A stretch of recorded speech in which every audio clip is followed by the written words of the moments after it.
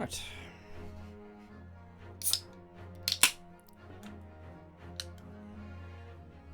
It'll.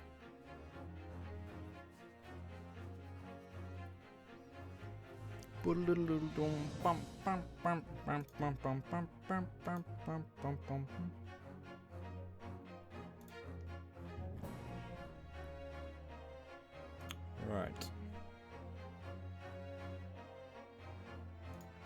Here next week, unless things go badly, differently, I guess.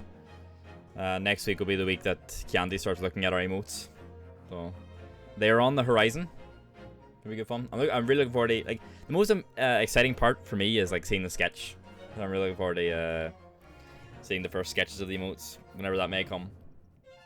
We're not even first on the list for next week either, so who knows really, like, some. We'll get them when we get them. The main thing. Hello, hi. Goodness gracious. Hello, Charlie. Hi, thank you much. How long is it? 16 months, hi. What badge have you got now, Charlie? Let me see. That is the Silver Rathalos, hi. Very nice, hi.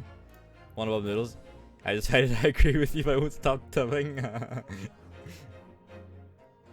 No tipping. Hello, Feral, hi. Only 1 year behind, I don't even think Noodle. Is yours the? Oh yeah, yours the 1 year badge, Charlie. Yeah. Wait, have you done 16? I think your next badge, Charlie, is in 2 months then. Yeah, 18 months is the year and a half badge, I think. I think at that stage you get the. Oh, what do you get out of a year and a half actually? I think you get one of the newer badges. I think you get the Tiger X badge at a year and a half, maybe. There's only a few people who actually have that one, or even at that level. Hello, Emmy. Not all the Rathalos. Here's the best thing. Hey, every one of these is on a Rathalos badge. Hey, fucking exquisite. Hey. Let's go, huh? So you have the 3 Rathian badges, then you have the 3 Rathalos badges, then you have the 2 Tiger X badges, and then the 2 Zinogre badges.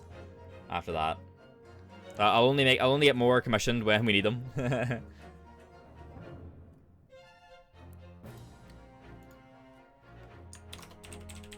So right now we're fine.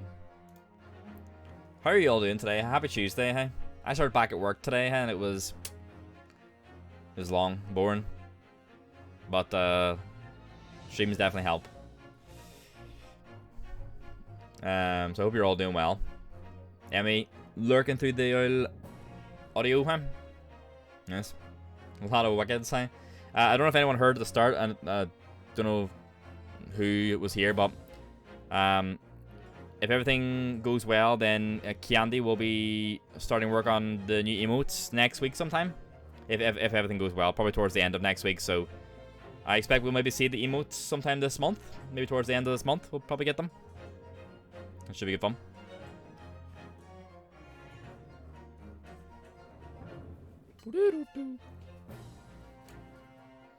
My headphones caught time. Let's continue, hey. So, if you didn't see yesterday's stream, or if you didn't watch the VOD, and there's a bit of story going on, hey. Next one for me will be 1 year, and then there'll be a long pause. It's like 6 months, right, until the next one. Year and a half. Bit of story. So,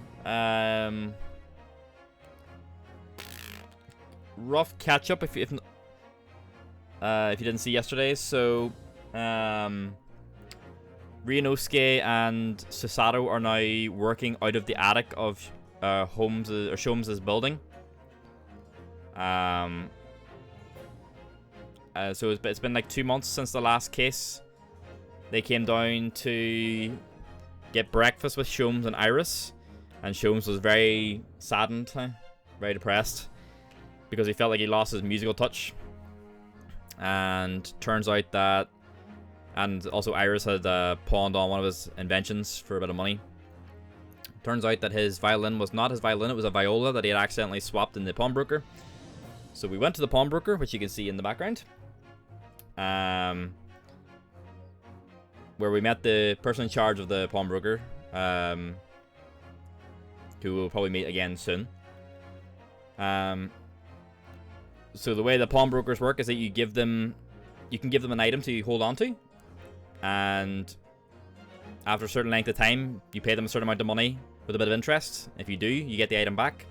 If you don't, then they sell the item. So Sholmes got his violin back. We ran into Gina Lestrade, who was the young pickpocket girl from the carriage murder. She retrieved a coat from the pawnbroker, and it had a metal music disc in the pocket. A spectacular looking gentleman comes in, claims it's his, and is able to convince the pawnbroker that it is in fact his. But we revealed it's not his. He was trying to steal it from her, and we found out the reason was on the underside of the music disc was a note saying "For McGilded." And McGilded was the little Irish guy from the carriage murder. The guy who was the one we were defending, and the one who also died in the carriage blaze at the end of the case. So there's a bit of intrigue going on. So that's where we're going from here. That's the TLDR, getting you up to speed. And we had like a next time thing, so. 15th of April, Baker Street. There she is, that's Gina. See, that's why I hate grown-ups. All they do is feed you a pack of lies and take stuff from you, away from you. Oh, really, Mr. Lestrade? Tell me, is that overcoat keeping you warm? What? Oh my, surely you were given that. Yeah, the D let me keep it, after I looked daggers at him for long enough. He went through the pockets and then said, "Go on then, have it," before telling me to scalper. Always pays off giving people a look like you ate them. I can't help feeling like it's going to get you into serious trouble one day. What I really want was that nice, shiny disc mind. The music box disc. But Mr. Winterbank said it was practically worthless. I think I'm gonna go and have another bash. Give him a long, hard stare. I think not, Mr. Lestrade. We shan't enter Winterbanks again today. Why not? That's not fair. Can't be helped, I'm afraid. The police are investigating the scene now, and taking a statement from Mr. Winterbank. But that disc's mine. I had the ticket for this coat, and it was in the coat's pocket. And there should be something else and all. That's what the rotten cove said in it. Yes, he did mention something about another article, didn't he? Well then, that's mine too, whatever it is. Now she's really pushing her luck. Mr. Lestrade, I think it's time to admit defeat. You've had your haul for the day. Yeah, and it's all your fault, Sholmes. So what are your plans now? Will you dine with us this evening? Eh? Fuck, we're getting everyone around for food apparently. Iris would be delighted to cook, I'm sure, and I might entertain you with a modest violin recital. Come on, Gina. No, Ta. Oh. Why would I come round your place, eh? Have you lost your head or something? Gone, hey? Sprinting away, hey? Oh dear, she's gone. Having reviled on me quite unnecessarily, I might add. I can't help wondering if perhaps she might turn up anyway. Interesting. Once she's had a chance to calm down, I think there's a good chance she'll decide to come. Very well then. I'll inform Iris to set a place for our potential guests at the dinner table this evening. And one more thing. I should be glad if you'll accompany later too. Sorry? I believe I will have a rather splendid surprise to show you. Oh, how exciting. What is it? You shall have to wait and see, Mr. Sato. Until later, then. No, he fucks off too, huh?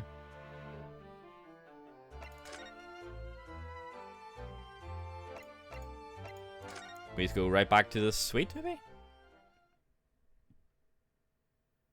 What's going on here? 15th of April, 3:46 PM. Sholmes' suite. Ah, Susie and Runo! Come in, come in! Good afternoon, Iris. Thank you so much for breakfast this morning. Oh, don't mention it. Goodness, look at the time already. Busy as always. I am. I'm preparing everything for dinner this evening. Already? You're obviously cooking something special, are you? Oh yes, after all, we have a special guest joining us. Guess whose bus stop is out of order and I get to walk through my entire town. How is the bus stop out of order? Is it not just a stop for the bus? Is there like roadworks or something? Guess who it is? Go on. You'll never guess. A gas leak. Fuck. Look at those little eyes of her shining. Oh dear. It is awkward when you already know the answer, isn't it? It's Ginny! Isn't that exciting? Oh, what a surprise. Yes, that's wonderful news. Well, Iris seems overjoyed at the idea. I can't wait to learn some pickpocketing tips from a real professional. Oh yes, that does sound like fun. I'm not sure that's entirely appropriate. Are you, Mr. Naruhodo? By the way, Iris, what's Mr. Sholmes up to? Oh. Hurley? Oh, he's been like that ever since he got back. Hello, Mr. Sholmes. I beg that you won't speak to me. Sorry? I don't know who you are, but kindly take your leave. As you can see, I'm not here. Huh? I don't know how to respond to that. Huh? I do apologize. When he gets like this, he's completely oblivious to everything. Yes, I see. Really? He behaves just like a child sometimes, Hurley does. Mr. Sholmes and Iris have something of a parent-child relationship, don't they? Yes, except that Iris is clearly the parent here. Come to think of it. I wonder where her real parents are. And she's like 11 or so, right? What's the matter, Bruno? You've ever such a funny look on your face? Oh, no, it's nothing. I know what it is. Why does this girl live here with Mr. Sholmes? You're wondering. Am I right? How did you... Hehe. Oh, Bruno, I can read you like a book. Aw, this girl is dangerous. Don't worry. You can ask me anything. I won't mind. Alright, Iris, this is gonna be chat time. Chat about Ginny Lestrade. So, by Ginny, you mean Miss Lestrade, the young woman from the McGildy case 2 months ago, right? Yes. You also stole my experimental smoke grenade launcher. Although, after that trial, I invited her back here and we had dinner together. And now we're the best of friends. Oh. Oh, hehe. What a lovely tale. Yes, now if I bump into her on the street, she runs away as fast as she can. Hey, I'm a little genius who loves a terrible detective, huh? She also writes the stories as well. Oh. And I chase after her down the back alleys. Interesting idea of friendship. And then I let her have the latest color of smoke grenade I developed. Oh. There's so many beautiful colors in the world, Ginny wants to make a whole rainbow. I suppose this means you've let Mr. Lestrade keep the smoke grenade launcher, have you? Yes, that's right. Oh. I got bored of it anyway. Hurley always reacts the same way when I shoot him with it now. Poor Hurley. Oh, I can't wait for Ginny to arrive. It's been too long since she last came over. I'm so excited. I just hope she does actually come. Don't let Iris down, hey? That'd be fucking just saddening. Living with Sholmes. I'm sure you've been wondering why it is that I live here with Hurley, haven't you? Well, it has crossed my mind. That, and where are your real parents? My mommy and daddy aren't with me anymore. Oh. Mommy passed away when I was born. And around the same time, my father, well, he had to go to a faraway land because of one of the cases he and Hurley were working on. Oh. Wait a minute. Did you say he and Hurley? Yes. Daddy and Hurley were always solving mysteries to get mysterious cases together. Should have mentioned that before. He wrote them all up in his diaries. That's what's in the metal chest over there. Really? He recorded them all? So, you mean it's true? Mr. Sholmes really did have a partner with whom he tackled some of his most taxing cases? Oh yes. I mean, it's always nice to have one, isn't it? So Mr. Sholmes' partner was your father? Exactly. Hurley told me I wasn't allowed to look in the chests, but that only made me want to look even more. So I opened it up and found your father's memoirs. Yes. So I asked Hurley, who wrote these? He nearly fell off his chair. But then he told me. That's when I found out that the author of all those accounts was my father. So Iris's father was Mr. Sholmes' partner. Oof. I practically lived with Hurley all my life. I was tiny when he took me in. So, it came as quite a shock when Hurley told me he wasn't really my daddy. I mean, he must have done. I wonder why Mr. Sholmes chose to tell you, and at such a young age. Hurley says it's because he wouldn't have been able to hide it from me. Oh? Well, having lived with Hurley all these years, you might say that his ways have rubbed off on me. There are some things I can just see. Especially lies. I almost know when people are lying before they open their mouths sometimes. Right. Woo. Anyway, I was so fascinated when I read Daddy's diaries. That's what inspired me to write The Adventures of Herlock Sholmes, actually. I'd always assumed Mr. Sholmes simply told you all those thrilling stories. Oh no, Hurley's hopeless like that. He forgets everything. As soon as he solves the case, it all but vanishes from his mind. Oh, I see. The other day, it was so embarrassing. As usual, he totally forgot about the case he just solved. So the very next day, he gathered together all the people involved and proceeded to solve the case again. It was quite a shock for everyone. You can say that again. Go again, huh? You share your father's surname, don't you, Iris? That's right, Wilson. Daddy is Dr. John H. Wilson. I learned from his diary that he's a doctor of medicine, you see. That's what prompted me to study and study, so that I could earn a doctorate as well. So it was the guy from the start then, right? I thought she said it wasn't him. Right, the guy that was killed in the first case. Iris's father, who went to some distant land, and is a doctor by the name of John H. Wilson. The court will now hear the trial of Ryunosuke Naruhodo. Kindly state before the court the name of the victim in this case. The victim's name was Dr. John H. Wilson.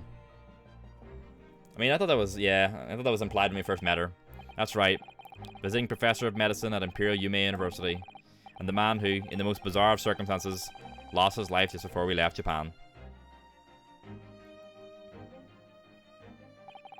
Mr. Sato. Yes? Perhaps we shouldn't pursue this conversation any further this time. I think that would be for the best. Oof. Poor Iris. Yeah, Iris is like... she's like 9 or so. 9, 10, 11, around them. Ah, my dear fellows, how good to see you. Crank the tunes, Holmes, let's go, hey. Mr. Sholmes. Why ever did you not make your presence known to you before? I'm waiting for the tunes. Heh. Well, no matter now. So, how the devil are you? Let's go, huh? We've been with you for most of the day. Goodness, really? Do tell me, Mr. Sholmes, is your violin unscathed? My violin? Whatever are you talking about, dear madam? Oh, never mind that now. I have something far more interesting to show you. Behold, my dear fellows. Oh, another music box disc. No, not another disc, Mr. Sato. This is the one Gregson demanded we hand over as evidence. Mr. McGilda's disc. Oh my. Then what's it doing here? You know, at times, Mr. Naruhodo, I think that though I have an undeniable turn for detection, I may well be even more adept at larceny. He just yoinked it. Ooh, that'd be wonderful, exciting. I'll be your pickpocketing assistant. And Runo could be our go-to lawyer if we ever got caught. Right. Plus, Susie has such beautiful handwriting. She could write all our menacing crime notifications. Yes, I'd be delighted. I'm just going to pretend that this conversation never happened, I think.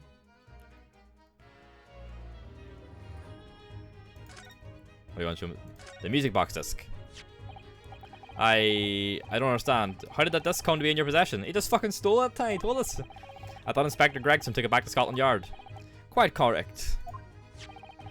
And that sort of uncompromising attitude is precisely why I always carry some of this. The caramel. Right. That's a bar of caramel, Mr. Sholmes. Your one and only friend in times of loneliness, if I'm not mistaken. If you will humor me, my dear fellows, cast your minds back to when the good detective confiscated the disc. I'll be taking that whatever it is of McGilda down to the yard, thank you very much. So hand it over. Oh, yes, of course. If the police demand something as evidence, my dear fellow, we have no choice but to capitulate. It's all yours, Inspector. For the briefest of moments, I had the disc in my hand, did I not? Yes, you did, but I still don't understand. It was at precisely that moment that I summoned my one and only friend into action. I pressed the disc into a pair of bars, like this. That's amazing. The disc and all the minuscule protrusions have made an image in the caramel. Indeed, this caramel is quite exceptional. I developed it myself, you know. Fucking Willy Wonka. Suitably soft for making impressions, but resistant to melting, the result of a precisely controlled solution. How extraordinary. Carrying a pair of these on one's person frequently proves very useful indeed. Take a house key, for example. A simple press and its unique form is duplicated. I can enter anyone's property at will, and never without high sucrose nourishment. Yeah, sounds illegal. My lord. From the image I was able to create this. I confess I was most curious to know what manner of music would issue from the disc when played. I assume it's like a message or something. Do tell us that, Mr. Sholmes. What music does the disc play? Well, unfortunately, I have no idea. No idea? None whatsoever. Are you familiar with the workings of a music box, my dear fellows? No, I'm afraid not. Goodness, you don't know Reno? Bling, bling, bling. What are you bling bong boys saying? Oh. Inside a music box, there's a special metal piece called a comb. That's what produces the sound. Small protuberances pluck the different teeth of the comb as they rotate past it, making the different notes. The first music box to be invented used a rotating cylinder with protuberances on it. That's the ones I know. The ones on YouTube. Playing the fucking... Oh, it's playing Holmes' theme. That's cool. It's a cool version. But over time, a new type of play was produced, which uses discs such as these. That's I think a really nice version of his theme. With that development, the popularity of music boxes spread far and wide, all around the globe. Why exactly? Because the discs are easy to produce and can be interchanged to facilitate the playing of different tunes. There are a great many firms in Europe now manufacturing music boxes as a result. It is wonderful to be able to enjoy music, even when no performer is present. But it is the very success of the invention that means we are now presented with an insurmountable problem. What do you mean? As you may imagine, the construction of one firm's music box does not match that of another, and we have no way of knowing in which music box's particular disc was designed to be played. There is no resolution to this problem, I'm afraid. It's quite intractable. Ah, I see. So that's why. They're all specific. Something weird. Naturally, I tested the disc in those few music boxes I have at my disposal. But as you can hear, to no avail.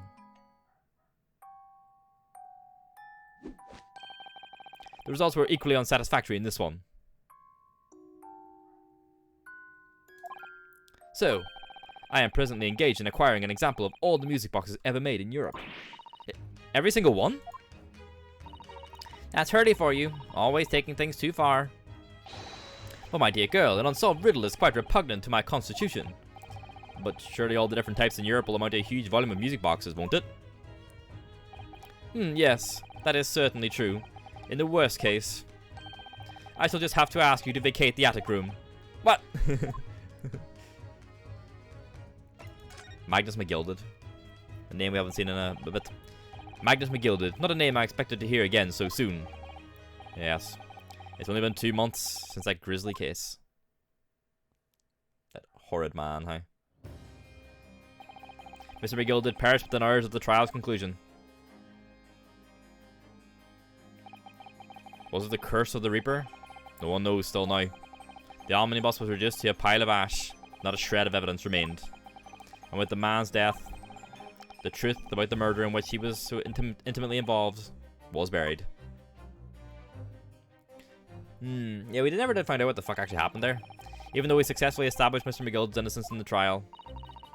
Newspapers are still claiming that it remains an unsolved case. Like, is there weird shit going on there? The murder of the brickmaker, Mr. Thrice-Fired Mason.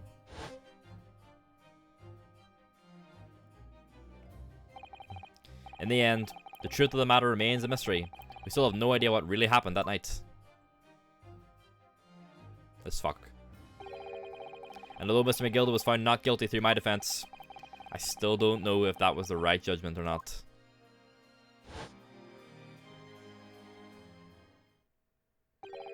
It would appear the case is not yet closed.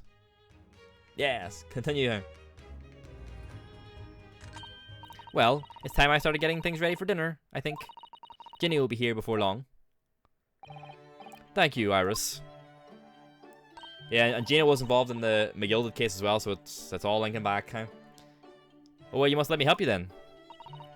Of course, Susie. There's plenty to do. I think I shall investigate the condition of my faithful performing partner. Now then, where did I leave it? Let this be a lesson to you, Mr. Sholmes. Never leave anything too precious with the pawnbroker. Yes, you may be right. Oh, that reminds me of something Mr. Windibank said before. He said that he had a manuscript of Iris's in pawn, didn't he? Did he? Yes, he definitely mentioned it. Mr. Sholmes' latest tale of otherworldly mystery lies dormant in my storeroom, were his words, I believe. So you heard about that, did you? I expect you were as incensed as I was. Oh, yes. The idea of such a wonderful story languishing in Mr. Windibank's storeroom, gathering dust. My dear madam, I'm quite sure I told you already. The pawnbroker's storeroom is the safest place for it, more secure than a bank's vault. And what about your Stradivarius, Hurley? Was that safe and secure? Well, there may be the occasional mix-up, caused by a certain impetuous someone not too far from me now. Do you have any idea how long it took me to write that Baskerville story, Hurley? Oh, it sounds so exciting. The Hound of the Baskervilles. I should love to read it. How do you know the name? Susaru? How do you know that name? How do you know that name? Ah! What's going on here?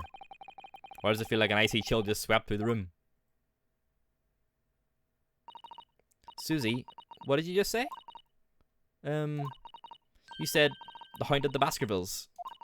But how could you know the full title? Well, that's because Mr. Sato is such a great fan of all the stories about Mr. Sholmes, of course. But Bruno, The Hound of the Baskervilles has never been published. What? When I showed Hurley the manuscript, he told me that I wasn't allowed to publish it yet. I don't understand. That's why he said that he'd keep it safe until it was the right time for the story to be made public, you see. So that's why the manuscript is at Windibank's. And yet, how could Susie here know its title? Well, Hurley, what's going on?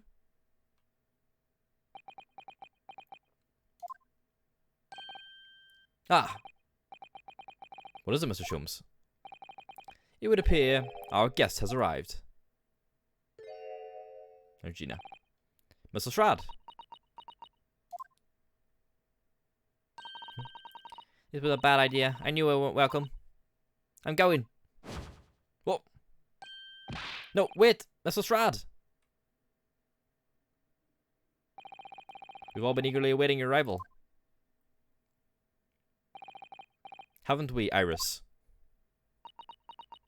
Haven't we, Iris? Fucking say it. Oh yes, just wait there, Jenny. We'll have everything ready in a jiffy. There we go. Come along, Susie. Fucking hear them killing each other in the other room, huh? Where did you learn that name?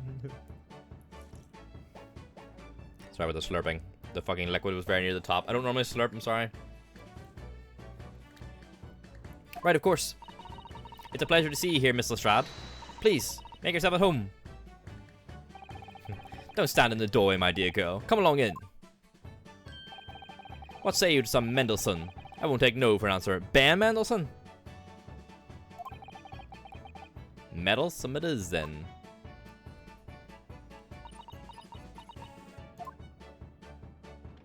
Oh, here comes the cat time. Meow. Meow. That evening, Iris prepared us all a meal that was even more delicious than usual. Mr. Sholmes' violin performance was in no way meddlesome, and Gina, as we all came to call her, taught us all how to steal things from one another without being noticed. Everyone thoroughly enjoyed themselves, well into the night. Until they didn't, till it fucking all goes negative, huh? 15th April, 9:34 PM. Naruhodo's Legal Consultancy. Sorry. That was a very enjoyable evening, wasn't it? Oh yes, Iris's cooking was truly divine. And I feel as though I can still hear the enchanting strains of Mr. Sholmes' violin even now. Best of all, I bet I could steal the glasses from his lordship's face next time we're in court. Right, Susato, fess up, hey. Naruhodo-san, could I consult with you about something? I wonder. What's the matter, Susato-san? It's about the telegram I received. Ah. The one that arrived first thing this morning, I suppose. I've been summoned. What? Summoned? What do you mean? The telegram was from the Lord Chief Justice's office. Lord Strongheart has asked to see me. The Lord Chief Justice? When? Tomorrow morning. What? Then we have to start preparing at once. Oh, no. That won't be necessary, Naruhodo-san. I've been summoned alone. Alone? What on earth for? I have no idea. I suppose I shall find out tomorrow. What's all this about? Whatever it is, it's making me feel very uneasy. Oh. Oh, who would that be, I wonder? Good evening, friends. Ah, Iris. Hello again. Gina here too? And Gina too. Yes, Ginny's going to stay here with us tonight. She's going to sleep in with me. Isn't that right, Ginny? Well, yeah. How lovely. Let me make a pot of tea. Iris, every time Susato turns away, Iris is like... You know, I've learned so much today. Oh? What in particular? All those things Ginny showed us. Wasn't it wonderful? Ah, you mean all those pickpocketing techniques.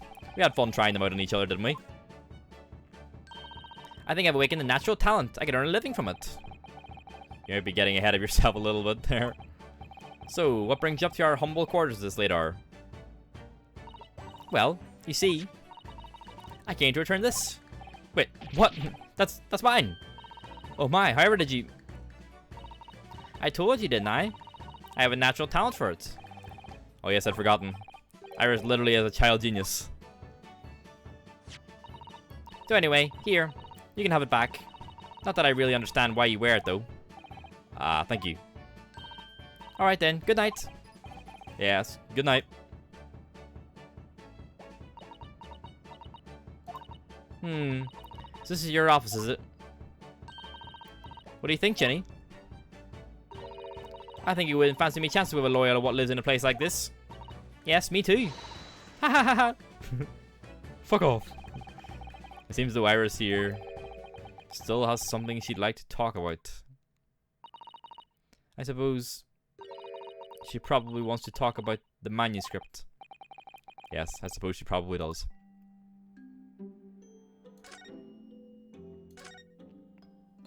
Alright, Iris, let's fucking rip this plaster off, eh? Iris, I suppose you're hoping to talk about the manuscript, aren't you? Aren't you going to tell me? Uh-oh. What'd you do, Susato? I'm so sorry. I need a little more time, please. What? Alright. I understand. I hope I haven't made you feel awkward.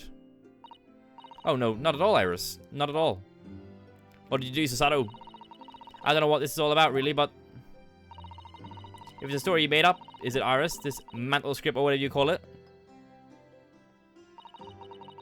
It's not exactly a story that I made up. It's something I read in Daddy's diaries. Daddy's? Oh. That's right. I don't suppose I've mentioned it to you before, Ginny, but... my daddy was Hurley's assistant once. His partner. Eh? They solved all sorts of strange and mysterious cases together. Is that right, mister? Apparently so. I was as surprised as you are, though. And Daddy wrote all the details of every single case down, you see, in his diaries. So I study them and write my stories based on what actually happened. So, where's your old man now, then? He had to go away on urgent business to a faraway land, and he'll be gone a very long time. So, I've never really met him. Oh, right. Come to think of it. I don't know anything about Gina's parents either. Perhaps we should ask her. I don't know about that, The Hound of the Baskervilles. Iris, this Hound of the Baskervilles story. I take it that it's another tale inspired by your father's accounts?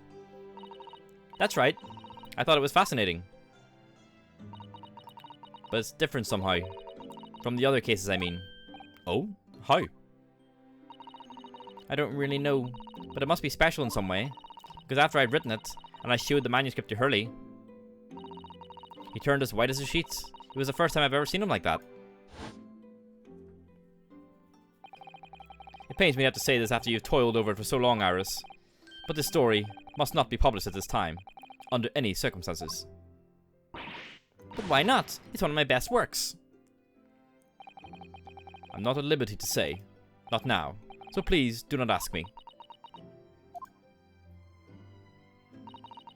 Alright then. I won't.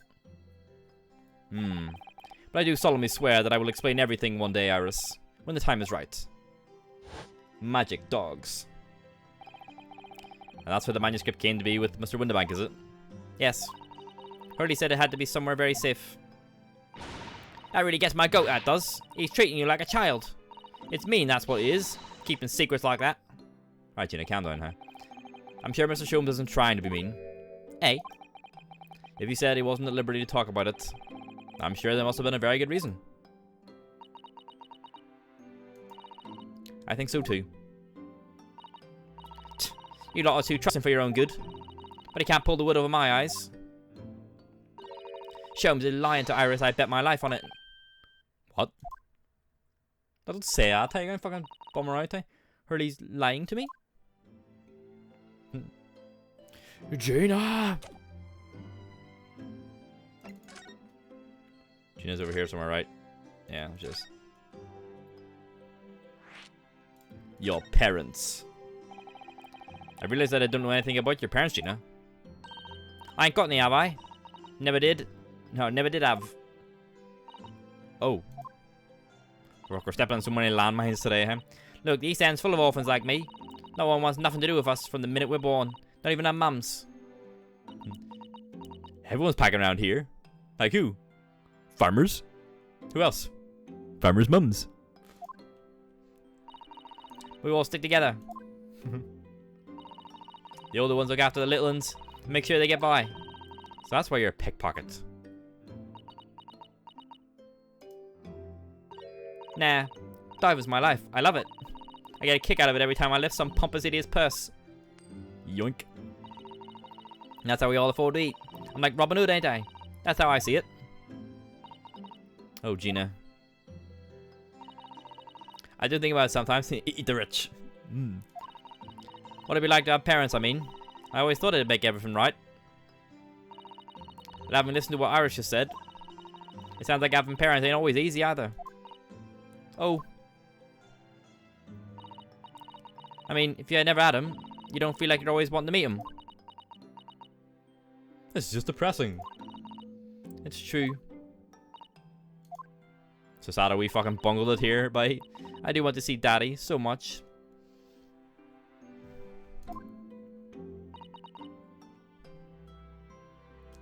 Oh, Iris.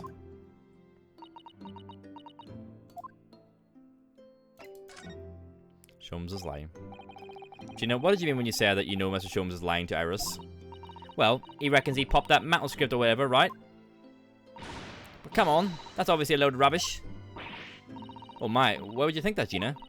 It's simple. If that story was really an old Windibank storeroom, there's no way someone from halfway around the world, in other words, you, could know about it. Ah. So Sato read about it on fucking like 4chan or something. How you read the leaks. Sorry, Iris, but if you ask me, he sold it. Without telling you. But Hurley would never do something like that. I'm sure of it. Ha! Grown ups do a lot worse than that, believe me. Barefaced liars, a lot of them. True. You just ain't realised it yet. Oh. I'm telling you, that manuscript ain't at Windibank's. You soon see if you had a look. And a break in, huh? Even if you think you can trust him, I don't. That Sholmes a liar like the rest of them.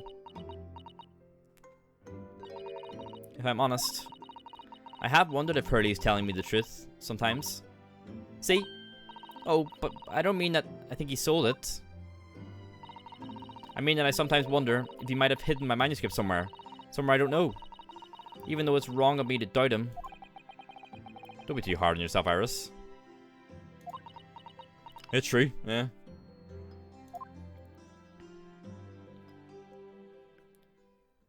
Doesn't seem how crap the world is yet. Oh my goodness, look at the time. Come along, Ginny. We should go back downstairs. Yeah, alright. Get the fuck out.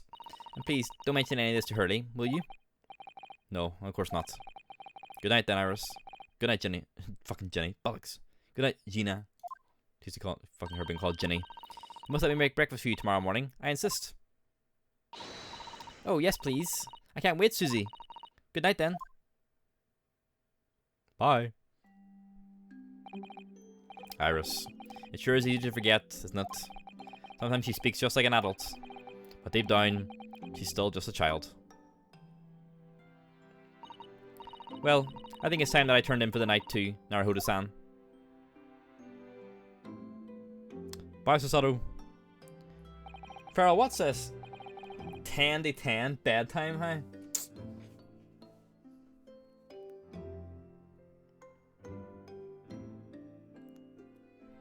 Dr. John H. Wilson, Iris' father. But also, the name of the murdered visiting professor at Yuma University. It can't be a mere coincidence. There's something deeper going on. Mysteries, huh?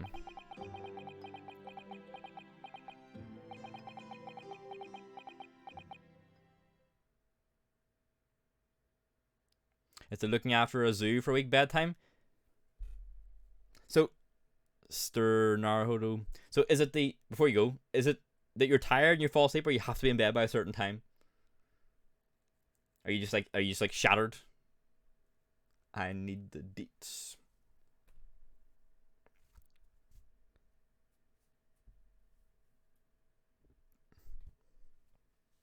Oh, are you going to bed so you can get up early? It's I'm exhausted. Oh. Stay strong, soldier.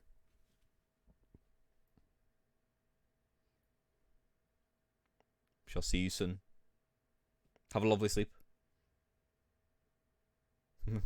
Sending her energy. Wake up at like 5:30. Oh! Oh no.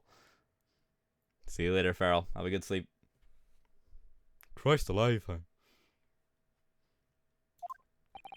Mr. Naruhodo. That voice. That's Mr. Sholmes. Oh, where's in my room? What's going on? It's the middle of the night. It's Miss Lestrade. She's gone. Gina? Uh-oh. She was supposed to be sleeping in Iris's room, but her bed is empty. I know, that's crazy early, huh? Well, she's an independent young woman. She probably decided to go home, no? Has she been kidnapped? I think not. From speaking to her before she retired, I received a distinct impression that she was looking forward to breakfasting with Mr. Sato. No, I don't believe the girl has gone home, but I've been waiting for over an hour now. Over an hour? Oh. If you'll indulge me, look out of the window, my dear fellow. Oh, fuck, what are we going to see, huh? What's this about? Alright, so outside the door. The fucking lights are on. Wait a minute. Why is there a light on this time of night? Gina! That's Mr. Windibank's pawnbrokery. Mr. Windibank's. Oh no. It's simple. If that story was really an old Windibank storeroom, there's no way someone from halfway around the world, in other words, you, could know about it. Sorry, Iris, but if you ask me, he sold it. Without telling you. Could Gina have gone? It seems you have some knowledge of the situation, Mr. Naruhodo. Sorry? Oh, no, not really. Well, anyway, we must investigate. At once! Mr. Sato! We fucking going? 16th of April, 1:14 AM, Baker Street. The door to Windibank's, it's open. And the lamp is burning. It must be Gina, mustn't it? What if it's Top Hat Man again, huh? Let us hope it's nothing more sinister. What? Come, there's not a moment to lose. Clearly something is afoot inside. Ah, for God's sake, huh? There's no one here. Oh yes, there is. Oh. Ah! Mr. Sholmes! Mr. Sholmes! What the? Has Sholmes been shot? Leave me, Mr. Naruhodo. But after them, go! Right. Christ alive, huh? Blast! I've lost him. Hello, hello. What have we here? What's going on here? Oh. The alarm was just raised from this pawnbroker, sir. Would you know something about that? Officer, come with me. It's my friend, Mr. Sholmes. He's been shot. Shot? Oh, they know Herlock, or they know Sholmes, that's right. With the policeman close behind me, I ran back to Windibanks. Oh no, why are we getting a cutscene?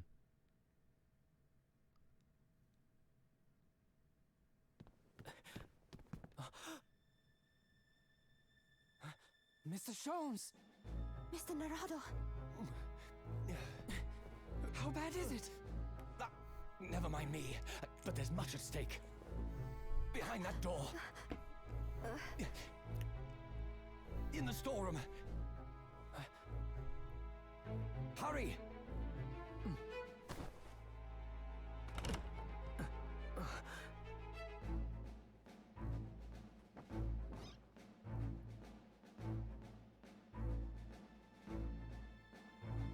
No! Mr. Windibank!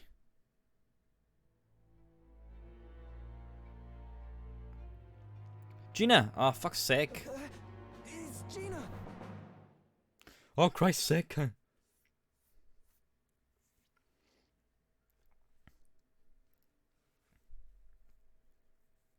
There's been blood. Hey, Soapy.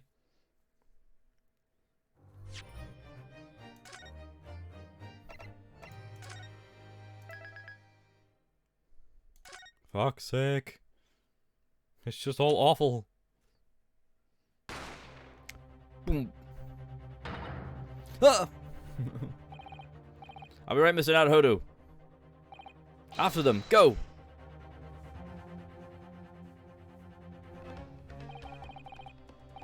Behind that door, in the storeroom. Hurry!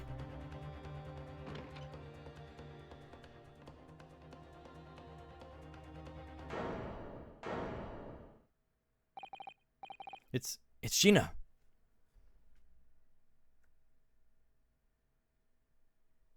Sorry. I like Gina. She's a more terrible moral. She's also cute and incredibly shallow. I think he hasn't been shot then because they didn't care about the blood of those two. Well, she's holding the gun. Oh, fucking Gina's gonna get accused of murder. Oh no. From that moment, Windibank's pawnbroker became a crime scene. Everything that followed happened in a whirlwind of activity. The arrival of the police, the preliminary investigation of the scene, and the questioning. It was just before dawn, before I was allowed back to my lodgings at 221B. For Gina. 16th of April, 6:21 AM. Naruhodo's Legal Consultancy. Oh, there's Iris. Oh, Iris. A telegram came, but all it said was, wait at home. Oh, yes. We asked one of the policemen to have it sent. It was simply impossible to come back. When I woke up, I was all alone. Hurley and Ginny were gone. Everyone was gone. What happened, Runo? For Iris, she's trembling. She's obviously trying very hard not to let herself get too worried. I'll explain everything that I know. Something awful has happened, hasn't it? Yes, I'm afraid so. And tell her the truth, I'm sorry to have to tell you this, Iris, but Mr. Windibank is dead. He was shot. We discovered it in the early hours of the morning. Oh, yeah, I had a feeling. You did? Well, I saw all those police cars just pulling up outside his shop. So I knew something must have happened there. When we entered Windibanks in the small hours, we disturbed a gang of two thugs. They ran out onto the street, and I chased after them, but they got away. So, it was one of them who shot old Mr. Winterbank, I suppose. I don't know, but that's not what the police believe at the moment. Oh, why not? They've arrested someone else as their prime suspect, you see. Gina. Ginny? But why? Well, the thing is... No, Ginny wouldn't do something like that. I know. None of us think she did it. Then why have they arrested her? I'm sorry. There was nothing I could do.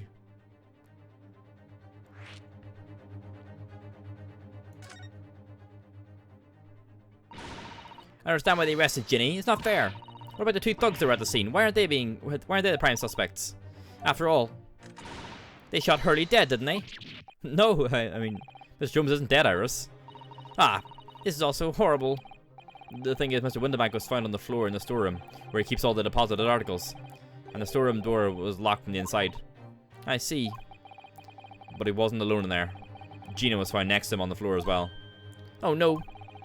And according to the detectives who investigated afterwards... Don't tell me. There was no one else in the room? Yes, exactly. How did you know? It's the only explanation. Yeah. The only explanation indeed. What do you mean by that, Runo? Well... what can I say? I'm down if I agree, down if I don't. Ugh. It's very messy, him. So where's Hurley then? Is he still there investigating the scene? He really ought to have some breakfast. It's not good for him to miss meals. I don't want you to worry, Iris. But I have some news about Mr. Sholmes. He was taken to the hospital this morning. What? Well, when we entered Winterbanks, a gun was fired and he took a bullet. Hurley? Was shot? No. It's alright. His life isn't in danger. I think we did them in the wrong order, I think. Are you sure? Where is he? Which hospital? He's at St. Sinners. They're tending to him there. I must see him at once. I'm sorry, Iris, but you can't. Why not? That's not fair. I'm a family member. I should be allowed. No, I mean, nobody can see him at the moment. He's not allowed any visitors. They're preparing to operate, you see. To operate? Oh, damn. Oh, poor Hurley. It was the two thugs who were in Mr. Winterbank's shop. They shot Mr. Sholmes when we disturbed them, you see. It was pitch black inside the shop at the time. My mind went totally blank, I'm afraid. I just froze. After them. Go! After that, I ran out into the street, but... Well, they were long gone. I shouldn't have hesitated. I'm so sorry. It's my fault. I let them get away. I think that's a very good thing. Sorry? Well, if you'd seen which way they went and chased after them, you might have been shot as well, Bruno. On top of everything else, I couldn't bear that. Oh, Iris. Let's go with Sasato. Where's Susie, Bruno? She's still at the police station. Oh, why? I expect she's still being questioned. The police said they wouldn't be finished for a while. Why aren't you there then? Well, I didn't get a good look at the criminals anyway, so they weren't questioning me for long. And Mrs. Sato stayed behind at the scene to tend to Mr. Sholmes, so they didn't get started until later. I see. Besides, one of us had to come back to be with ours. I'm glad Inspector Gregson agreed to me leaving early. You should have let me know, and I would have come to the station. Damn.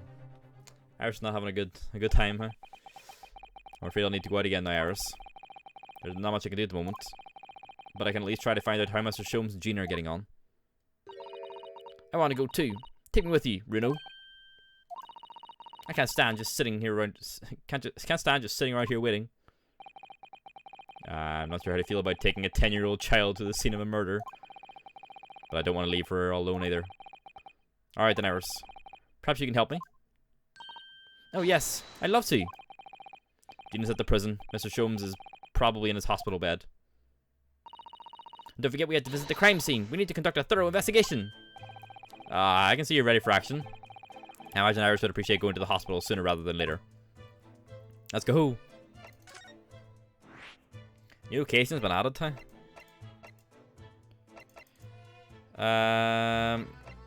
The pawnbrokery. Let's go wee scope, huh? Here's the Bobby. 16th of April. Windibank's pawnbrokery. Oh. Boys all around the place now. This is where it happened then. Last night. That's right. The two thugs I told you about were obviously ransacking the place, looking for valuables. But apart from the policeman here, you wouldn't know anything had happened. There's no sign of a disturbance, but there's... Oh wait, the stuff on the ground though beside the policeman's shoe. No, you're right about that actually. In fact, if anyone, it's the police who seem to be the ones doing the ransacking. I know what you mean. They're like a gang of organised criminals all dressed in black. Oh, I heard that. Gregson? Yeah. Oh, Inspector. Good morning. I suppose I want to thank you for your vigilance last night. We got to the scene before it was disturbed, at least. Shame you let the two rogues get away, mind. Yeah, I'm sorry about that. I thought you'd assigned extra men to the beat around here, Gregsy. Now look what's happened. Hurley's been injured because there weren't enough police on duty. Ah! Oh yeah, he got the fucking payment from her earlier, didn't he? Like the royalties. Yep. Your ladyship! No one told me you were coming. I expect you to take full responsibility for what happened to Hurley and see he has the very best medical care. Of course, your ladyship. The very best doctors in the capital attended to him as we speak. And I don't think it's Runo's fault that the rogues managed to get away, is it? Chasing criminals is the police's job. Absolutely, your ladyship. As you say, Mum, as you say. You get the little bit of salt and pepper instead of his head. The gent in black is totally blameless. Everyone's in agreement about that. Would you believe it? He's like a completely different person with Iris. Talk about a personality change. Oh, where are my manners? Are you thirsty, your ladyship? Perhaps you'd like some juice? Some nice, refreshing fruit juice? Oh, why? Are you thirsty, Gregsy?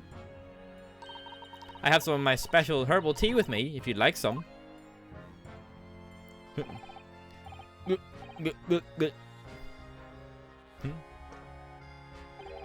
Ah, lovely. Ta very much. That really hit the spot, your ladyship. How do I even recognize him like this? You got no chips, eh? Oh, there they are. The little dance, eh? So, how is the investigation going, Inspector? Nothing to it, really. Very simple case, this. There's some very definitive evidence. We're just about to charge that diver we arrested last night, in fact. Gina, you're going to charge her? That's right. Should be able to bring her before the judge at the Bailey tomorrow. Definitive evidence, you say? What is it? Come on, show me. Your ladyship, as much as I wish I could oblige you, I'm afraid. Ah, I see. You've already captured the pair of thugs who broke in here last night, haven't you? What? And you're going to put them on the stand as witnesses, are you? How? How would you? Ow! How would you possibly know that? I had a feeling, that's all. Remind me never to try to keep a secret from Iris. So you've arrested the two men who shot Mr. Sholmes, have you? Well, yes. They were rounded up pretty quickly by the lads on the beat. Nice. And Miss Lestrade is being held at the prison. Oh, wrong voice. She should be. That's assuming she hasn't lifted the key from the jailer, of course.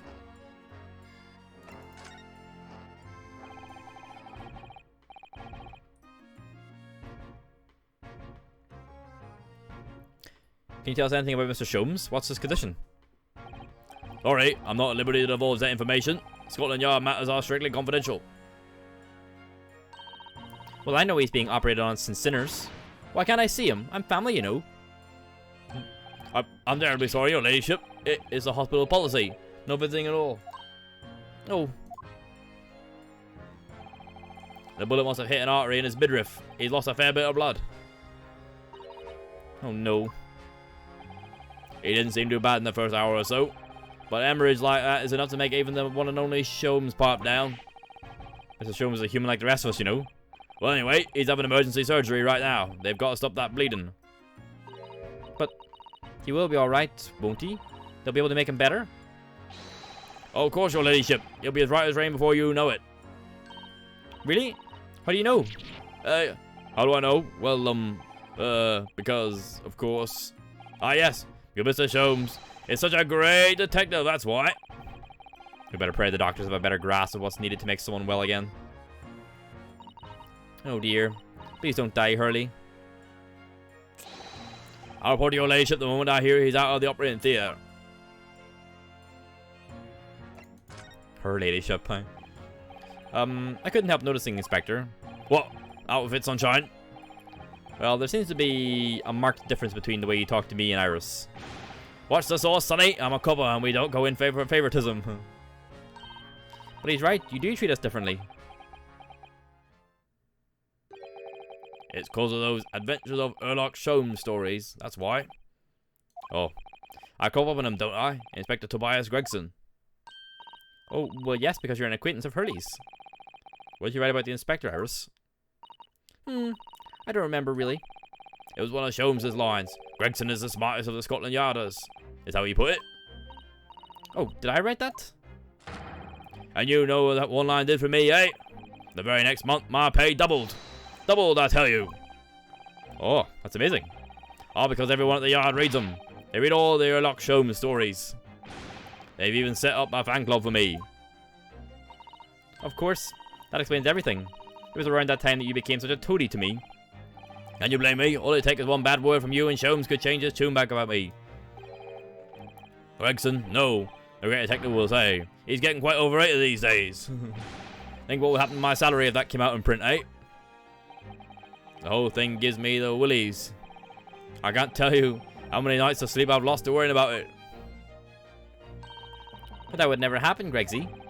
Every month when the new Rants magazine comes out, my hands are trembling as I turn the pages. Oh, how awful for you. Here, have some of my tea to settle your nerves. The fucking pinky up and all, huh? Ah, lovely. Ta very much. That really hit the spot, your ladyship. Teetotal. Oh, yeah. There's something I was supposed to talk to you about, actually, Mr. Naruhodo. Yes, what is it? I got an important message for you. I clean forgot about it until now. Important message? I wonder what it could be. Boom. Are you going to tell me what this important message is then, Inspector? Yep.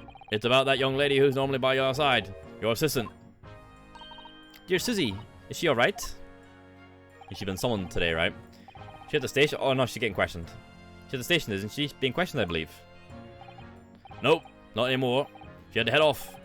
Head off? Where? To Lord Strongheart's office, of course. She summoned her. There's the summoning. Ah, yes, of course.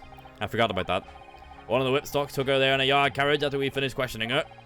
But she asked us to tell you she didn't have the fare for the return journey, and to go and meet her there. She's got a nerve, using Scotland Yard as a blooming messaging service. I see. Well, thank you for passing that on, Inspector. Why did Susie have to go see the Lord Chief Justice? She didn't tell me. But I better head over to the Lord Chief Justice's office to fetch her straight away. Well, let's go get Cesaro.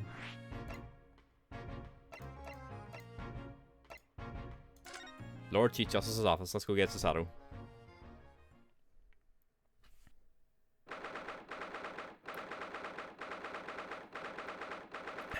2nd of April, British Supreme Court, Lord Chief Justice's office.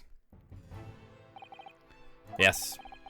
No matter how many times I come here, I always get the same sense of oppressiveness somehow. Do you think the place is oppressive? I think it's normal. How so? I mean, look at that suit of armor over there. You can't take that seriously, can you? Maybe you think the same about you. Everything is clear with regard to tomorrow's arrangements, I trust. Yes, thank you very much. Can I even go on, huh? There they are. Cesaro-san and Lord Strongheart. I wonder what they're talking about. They both look very serious. Very good. There is nothing further to discuss. You may return to your lodgings. No doubt you have much to do in preparation for your return to your homeland. Are she getting kicked back, huh? Oh no. Wait. What did he just say? You return to your homeland? Susato-san!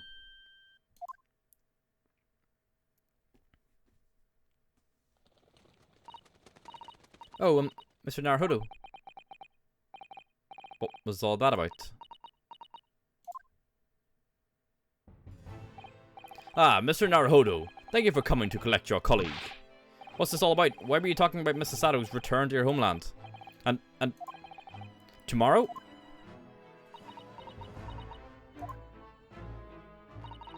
Tomorrow? But what about Ginny's trial? You mean she's been formally charged now? Oh dear. God's sake, it's just all terrible. Sato, what's going on? Mrs. Sato, what's this all about? Oh, please don't concern yourself, Mr. Naruhodo. It's only me going back to Japan. Your life here can continue just as it had. That's not what I asked. What happened? Why are you leaving? It's my father. He's fallen ill. Oh no!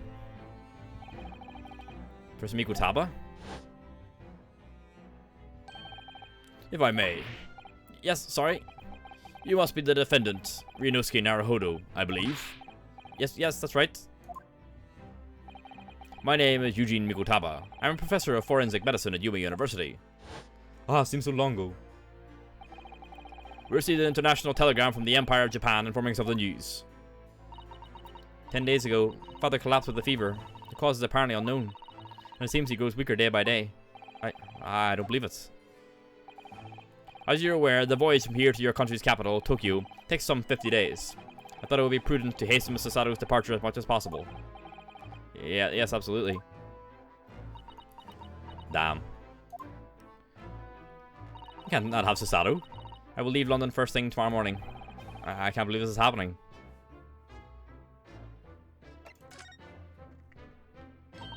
So Gina has been charged? She'll have to appear in court? Yeah, she was formally charged a few hours ago, and the date of the trial has already been set for tomorrow. No, not even 24 hours later? Gina. Ah, the Lestrade girl and the murder of the Baker Street pawnbroker, yes. An all too conspicuous case. The pickpocket was clearly disturbed mid-robbery and shot the man in a panic. No, the art is overstretched as it is, without wasting time in these open and shut cases. It's not wasting time. Ginny would never do something like that. Mr. Naruhodo. Yes, Lord Strongheart? In deference of your fine services to date, I shall overlook this young girl's insolence. But I have no recollection of admitting a child into my office. Leave. Now. Oh dear. Be in the fucking boot tie? Of course, Lord Strongheart. Criminals will tell the most palpable lies in order to evade justice. The police can ill afford the time it takes to unravel all their untruths. Meanwhile, more crimes are perpetrated. We have far more serious matters with which to contend. Serious matters? Didn't Gregson mention something like that yesterday? It's probably something to do with the fair that's coming, right? Yes, Inspector Gregson made a similar remark yesterday. It's no concern of yours, though I'm sure I need not remind you of that. We got the fucking punt, huh? Can we talk to Strongheart? Is he gonna bugger off? 3 minutes precisely until my next meeting. You must excuse me. There's just one more thing, Lord Strongheart. Which is Miss Lestrade's trial. I wonder if you might permit me to defend her. A timely suggestion. Sorry. The girl currently has no representation. But that's not fair. Yeah, she may be a pickpocket, but she still deserves a fair trial. Fucking no one here gets fucking lawyers, apparently, hey? Do not misunderstand me, young lady. The government provides for those too poor to afford representation with a public defender. The accused need only sign the relevant paperwork, and an defense barrister will be assigned to the case. However, the young girl in question has refused that right. Why would she do that? A question you would do well to direct at Miss Lestrade. You'll find her at the local prison. Yes, thank you. Now then, it's time I was leaving. Good day to you. Busy man, huh? What a day. Gina charged with murder. Susato-san about to leave. Shome's in fucking hospital as well. Come, Mr. Naruhodo. Iris, we must make haste. But, Susie. You're leaving for Japan tomorrow morning, aren't you? Don't you have packing and things to do? As Mr. Naruhodo's judicial assistant, my personal circumstances are of no consequence. My sole purpose remains to help you in whatever way I can. Thank you, Mr. Sato. It's a very pensive look. We still never find out what happened with her, like, reading the manuscript or whatever. If she's just leaving, then we'll never find out. If I'm honest, this has completely thrown me off. I just have to do what I can as a lawyer. As a lawyer. I guess we go to the prison and speak to Gina.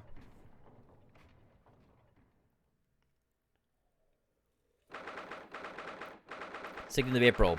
Local prison. Cell 13. There's Gina. Hello, Gina. Oh! How'd you get that in there? Oh. Oh, you saw the grenade launcher Hurley and I made. I wish you wouldn't point it at me all the time, though. What are you here for? Ginny? I have a feeling it's because of us that you've ended up in trouble. So we were thinking that we might be able to help you. Well, you can't. Sorry? You heard. Get lost. You're not supposed to have guns in prison. Don't be like that, Ginny. I know you didn't do it. You never shoot someone. I just know you wouldn't. You think you know me? Pull the other one. Oh. You ain't got the first idea about the likes of me. I'm a thief. I pinch people's purses when they're walking down the street. That's how I get by. And if I saw any chance, I'd sneak into a pawn shop any day of the week. Just see what I can lay my hands on. Get it? That's the kind of person I am. But Ginny. I'll be in court tomorrow, they said. Some cove came by before and said he'd be a lawyer for me or the like. Said it was my right or something. But I told him to get stuffed. I don't need no lawyer. I don't need no one. She couldn't be staring at me anymore, obviously, if she tried. Why are you being like this, Ginny?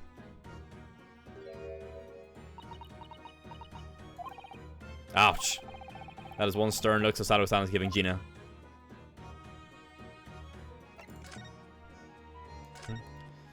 Denying her right to...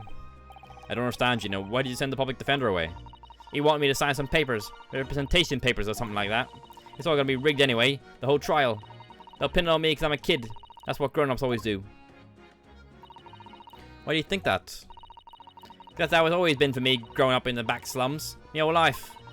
If you do what the grown-ups tell you, it'll get your mates dragged off by the coppers. Or worse. I've had it happen to me before and all. Been sold out and nearly snaffled on the back of it. You can't trust no one. That's the point. As soon as you do, you're gone to grass. Dead. Oof. Gina, listen. If you like, in tomorrow's trial, I could... Forget it! Ginny. Don't you trust Runo?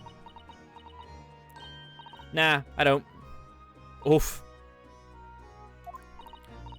Look, I'll ask you nicely now. Just leave me alone.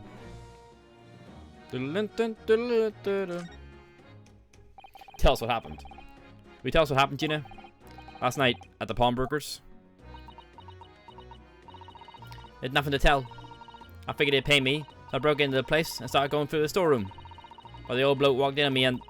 You know the rest. But I don't though. But why, Jenny? Why would you do that? Ain't obvious? The place is full of stuff I could sell for a shilling or two. Diving ain't easy, you know? It's a lot of work. And half the time you don't even get nothing. Is that really why you broke into the place? What? Are you sure the true reason wasn't something else? Oh, give it a rest. What would be the point anyway? Hey, nothing I could say would make a blind bit of difference.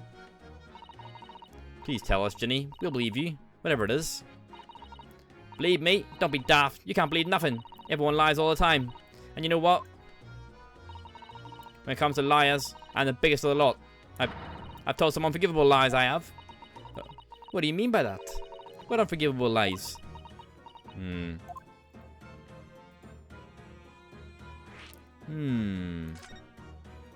an unforgivable curse, or unbreakable curse, What do you mean before, Gina, when you said you were the biggest liar of the lot?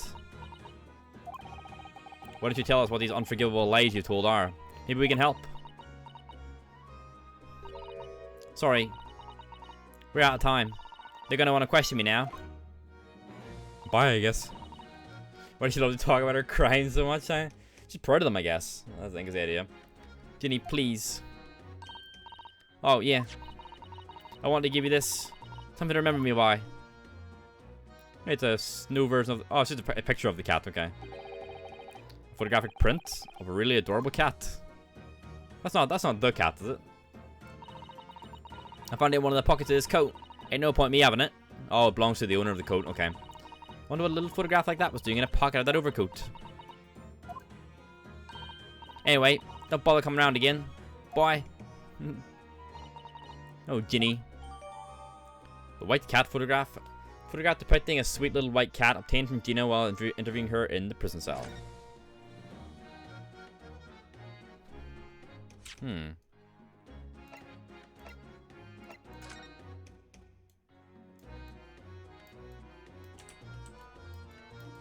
The Ditsai.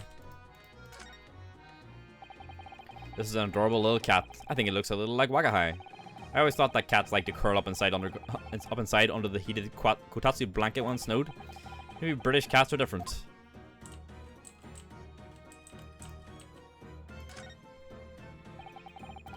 Oh, same thing. What does it say? Look in the back of this print here. There's something written on it. 13th February, 9 PM. Article deposited, 1 small box. Loan amount paid, 10 shillings. Redemption deadline, 13th April, 9 PM. So this photographic print is a redemption ticket for an article that was deposited 2 days prior to the incident on the omnibus, it would seem. A small box. It doesn't tell us much about it, does it? It's all around this omnibus attack, the one that was Magnus McGilda was involved in. Perhaps it contains some valuable mementos. I can't help wondering. Presumably Mr. McGilda never redeemed the article in question, since he still had the ticket. So isn't it possible that the box is still present somewhere in the shop? Ah, yes. If it's something McGilda deposited, we need to investigate. Pawnbroker's ticket. A redemption ticket issued from the pawnbrokery owned by the victim, Mr. Windibank, in the form of some handwritten notes on the back of a photograph. Alright, Jenny, we're off. Fuck Gina. I keep saying Jenny now. Pawnbrokery. Let's go see.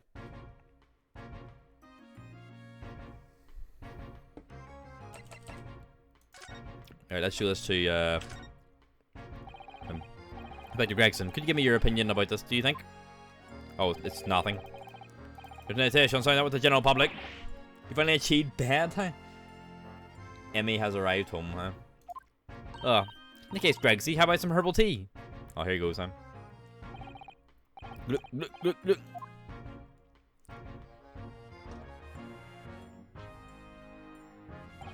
Ah, lovely. Thank you very much.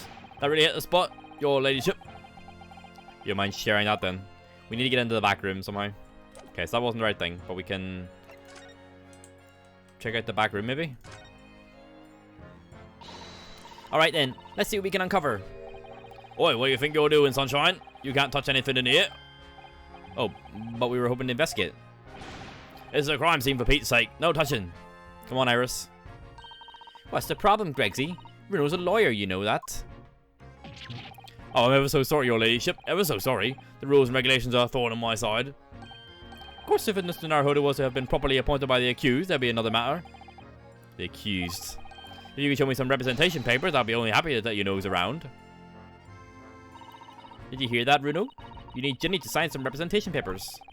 Looks like presenting the detective here with the correct paperwork is the only way. Which she would not do for us. Fuck. So we need to find some way to get some paperwork off Gina. Can we go to the hospital yet? Can we speak to Sholmes? 16th of April. St. Sinners Hospital. Ward 3. Hurley! Oh. Uh-oh. Mr. Sholmes is nowhere to be seen. No. That's strange. The nurse definitely said he was in the bed by the window, didn't he? Didn't she? Oh, I know what's probably happened. Hurley was being a big baby, and the bullet wound wasn't that bad after all, so he's been sent home. I'm not so sure about that. Maybe you're not. There's no questioning that it was a fairly serious injury that Mr. Sholmes suffered. Oh dear. I do hope Mr. Sholmes will be alright. Hello, hello. What are we here? Is this the Bobby? Yep. This ward is off limits. No visiting. So what are you doing in here, eh? Well, I'll have you know, we're Hurley's next of kin. Hey? Oh, well, begging your pardon then, madam. A little lady and a curious Eastern pair. A great mystery solver as a mysterious family, eh? If that's how you see us, sure. Where's he, Constable? Where's Hurley? I believe he is currently in the operating theatre, ma'am, undergoing extensive operation. Extensive? It has been several hours since he went in. Oh god. Oh my. Has there been some kind of problem? Well, it doesn't appear to be working, you see. The anesthetic... anesthetic him? Yeah, an operating theatre. It's just what they call it. Yeah. The anesthetic, that is. No. I have a report that the gentleman claims he may have a little too much to drink last night. One of those where a ton of people watch. I mean, not a ton of people don't watch it, but it's just like the name of the room is an operating theatre.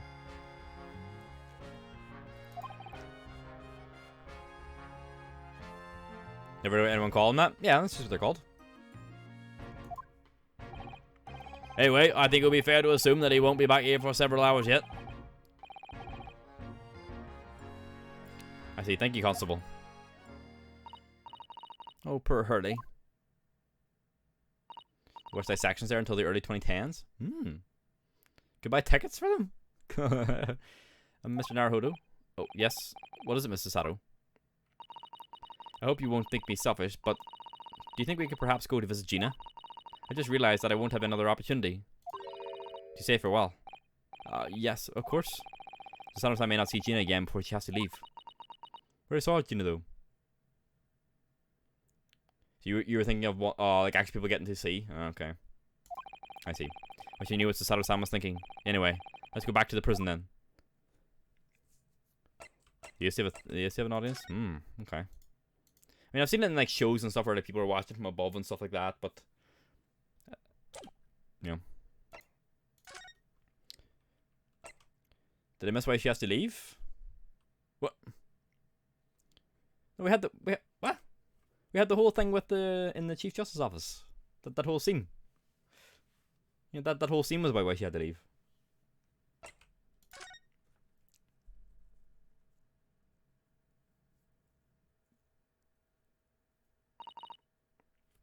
Gina.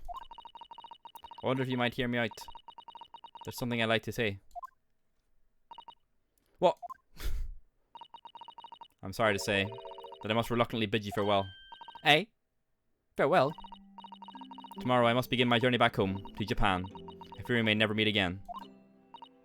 Oh, right. I've had the pleasure of meeting so many lovely people here in London. I have so many wonderful memories. And yet, as things stand now, it will be a glum parting indeed. Poor Iris was so miserable. Sasato was fucking playing her. Susie. Well, that ain't my business. Both Iris and Mr. Naruhodo believe you'd be innocent, Gina. They put their faith in you. But somehow you can't find it in your heart to put your faith in them. Yeah, that's right, I can't. What of it? It grieves me greatly to have to say goodbye to my friends when they are so clearly unhappy. And Sasato like... because of you. What? It's my fault? Yes. So I have one final request, Gina, before our paths never cross again. Right here and right now. I want you to show both of them that you don't deserve the faith they've invested in you. Eh? Only by doing that will you truly be as alone as you claim to be. They're smiling, hey?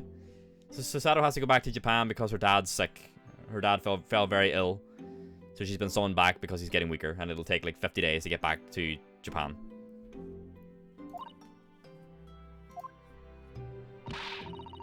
We met her dad in the first case. He was like Kazuma's teacher. What are you talking about? What do you expect me to do, eh? You told us that everyone lies. To prove it, by admitting one of your own untruths. What about what you said before, Ginny? You said something about unforgivable lies. You must tell Mr. Naruhodo and Iris the truth now. That is my last request before I leave.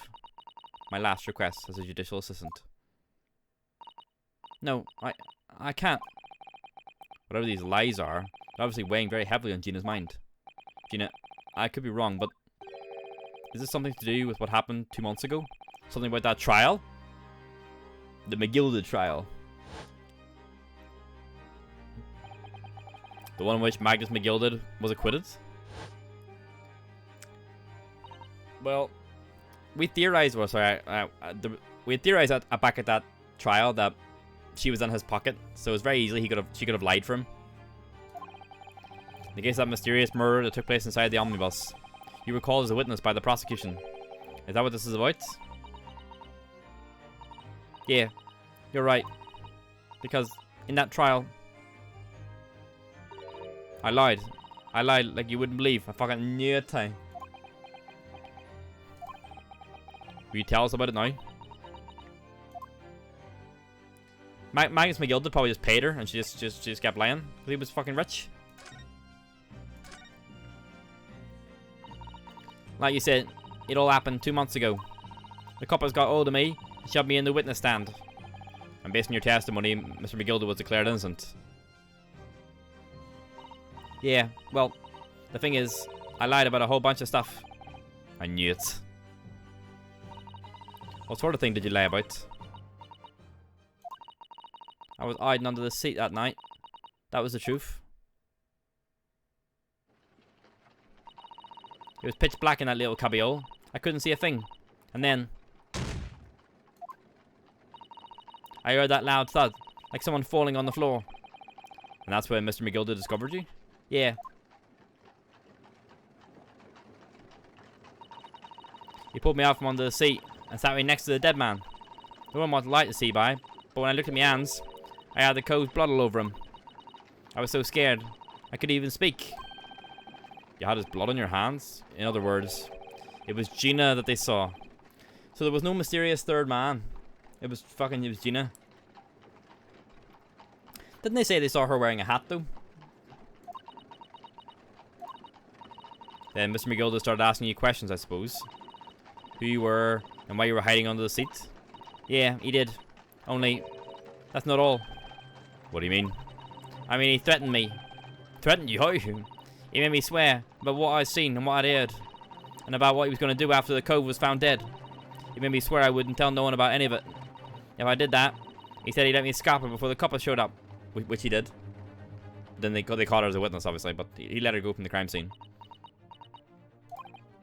Gina, you must tell me what he swore you to secrecy about.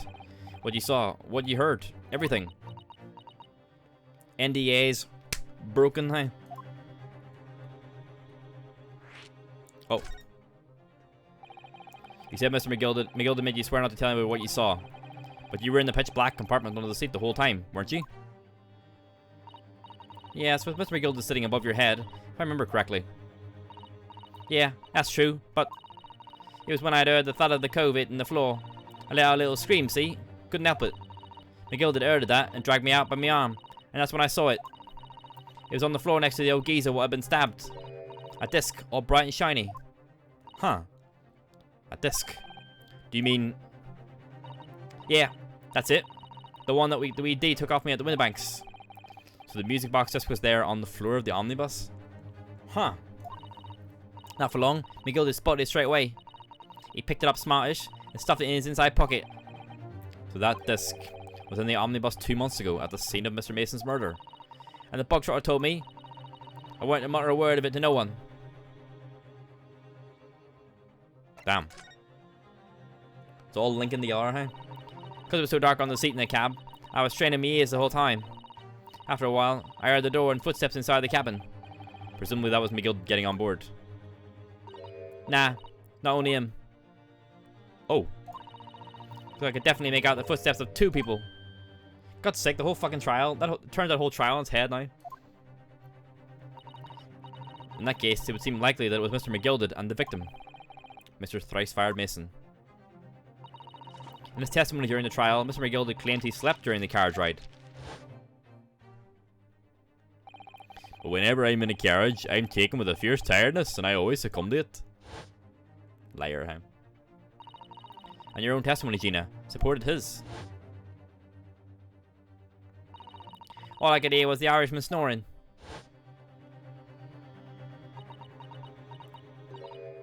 Yeah, that wasn't exactly true. Neither of them was asleep. I could hear him talking the whole time, in low voices. What? What were they talking about? Sorry, I don't know. The sound of the horses and the wheels was too loud. That still tells us something. Mr. McGilda and the victim knew each other.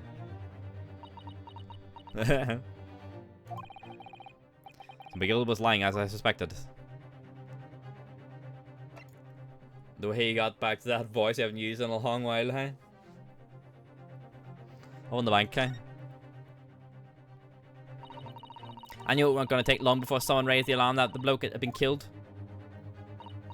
Yes, you were quite right. The other passengers on the roof deck noticed very quickly. So when the cab came to stop, McGilda told me to hide back under the seat again. I climbed in and waited. The two cows from up the top ran off to get the coppers. Yes, Mr. Fairplay and Mr. First. Right. Then after they'd gone, McGilda asked the driver to do him a favour. A favour? Fucking driver was in his pocket too, hey? Now then, fella, what I need you to do is take this coat of mine and deposit it with a nearby pawnbroker. And for your troubles, let's see now. Aye, I'll give you 10 guineas.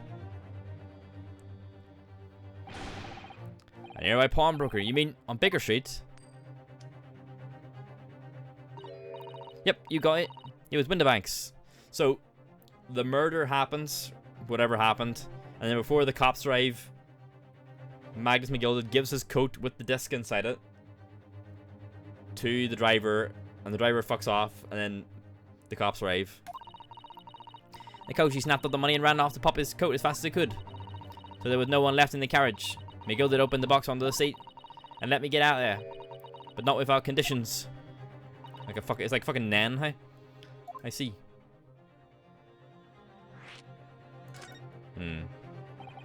What were McGilda's conditions then? For letting you go free, I mean. Not telling a soul. Not for anything. About what I saw and what I heard. And there was something else as well. There's more? Yeah. This is the most important thing, he said. Oh. That's quite scary looking, hey? Came after sending the coachman on a little errand for me with some small change in his hand. Now then, did you hear what I asked of him? Did you see anything at all? At all? You asked him to go pop your weasel, right? Aye, the fiend's taking me overcoat to deposit with a pawnbroker hereabouts. And I want you lads to take the redemption ticket for it. You understand? What? You want me to have the ticket? That's right. And I'll come fetch it from you later. Sometime within the next 2 months. You're to hang on to it until then. Is that clear? And whatever you do, don't lose it. Alright then. And in case I might happen to be delayed at all, you're to go to the pawn shop, Windibanks so it is. You're to extend the loan after 2 months is up. If you forget, the article will be forfeited and any old fiend could come along and buy it. Hey, but I ain't got that kind of brass. Here's £5. That should be enough. Do we understand each other, lass? Don't try anything funny now. If you go against me... Yeah, I get it. Good. And one more thing. In a few days from now, you'll be visited by the police, I've no doubt. The coppers? Aye. They'll come asking you to take a stand in court to testify as a witness. Let's just have a wee chat about that, shall we? What is it they might say, and what is it you won't? This guy sucks.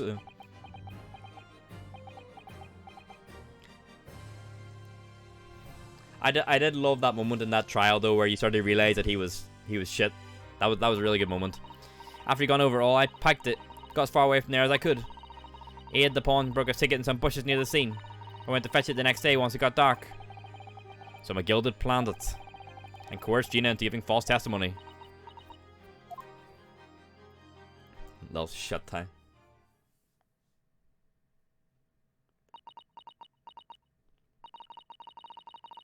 I bet you're ready to string me up, eh? I lied. In that big old courtroom. I told some quackers. Thing is, he said he would make it so we couldn't live in the East End no more. That's what they threatened me with. What a wicked man. He knew everything what went in the back slums. He knew we had no one to look after us. We was all just looking out for each other, getting by together. So you mean Mr. McGilded would have... In an heartbeat, he could have had the lot of us chased out of there if he wanted it. And then where could we have gone, eh? Nowhere, that's where. So, I didn't have no choice. Oof. Thank you, Gina, for telling us everything. We fucking blew this thing wide open, hey? But, I'm for it now, eh? Go on, admit it. You must be livid. Well, you can make amends by doing me a simple favor. A favor? What? Sign the representation papers for tomorrow's trial. Eh? If you don't actually want me to represent you in court, you can rip it up later. But we need that paperwork or we can't investigate. The police won't let us. Investigate what? The scene of the incident last night. Mr. Sholmes was shot, you see. You what? Heard he's having a big operation right now, Ginny. Is it bad? Is he gonna be alright? Sholmes is gonna be alright, right? That's why I want to investigate. For Mr. Sholmes' sake as much as anything. Also shows how something's being a defendant is not great. Well, it was an interesting spin. You know, that your defendant was... You're actually defending a guilty person. It was a cool spin on it. Right. So what you're saying is, if I sign that bit of paper, everyone's happy. Is that it? Something like that. Mr. Sato? Yes, of course. I have the representation papers here. Come on, Gina. Come on. Yes, I mean, yeah, no, I get you. I don't need no one to stick up for me, though. No lawyer or nothing. Sign the papers, Gina. Poor Ginny. She seems so lonely. Ginny's representation papers. Gina's. Fuck. Paperwork signed by Gina to put me in charge of her defense, showing this to Scotland Yard detectives gains us access to the crime scene.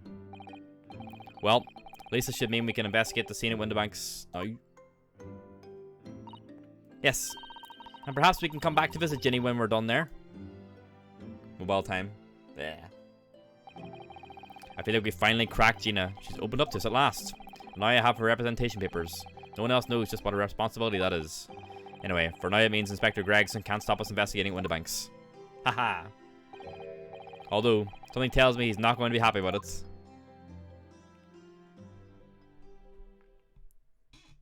He can get stuffed. We have investigating to do. Boom, boom, boom, boom, boom, boom, boom, boom.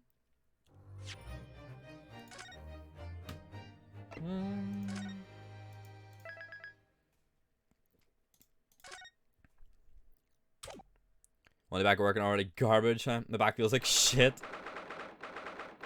I'm sorry. 16th of April, 1:26 PM, Windibanks Pawnbrokery. Here we are again at the scene of the crime. Now to thrust these representation papers in Gregson's face and see what he makes of them. Yes, lad. Hello again, Inspector. Do you have a minute, please? What is it now? You should go home and get some rest. Here you are, Gregsy. Here are the representation papers. Your ladyship. Oh, that's what I'd say, holy. How? I don't believe it. How the devil did you get that stubborn little ragabash to sign that? I salute you. That's good work, that is. I can see you've been very busy here as well. How about some tea? It's a special blend designed to relieve fatigue.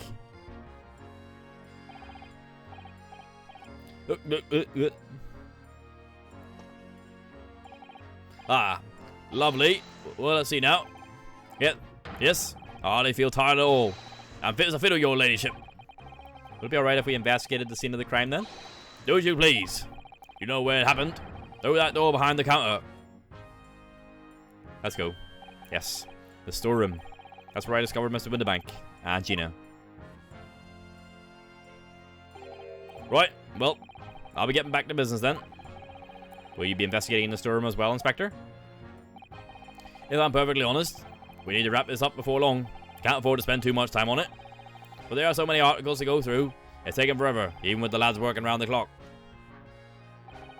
Which is a problem, but there's another case the Yard needs to investigate urgently. That must be what Lord Strongheart meant by far more serious matters before. What I'm saying is, don't get on my feet, sunshine. Alright, lad. Good luck. Come then, let us not waste any time. Is it like a separate location, maybe? Nope, I guess not.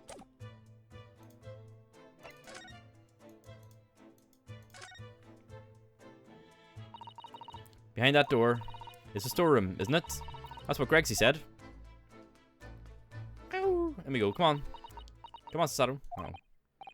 Yes, that's where I saw that dreadful scene last night. Through the little window in the door. Oof. Probably shot himself, eh?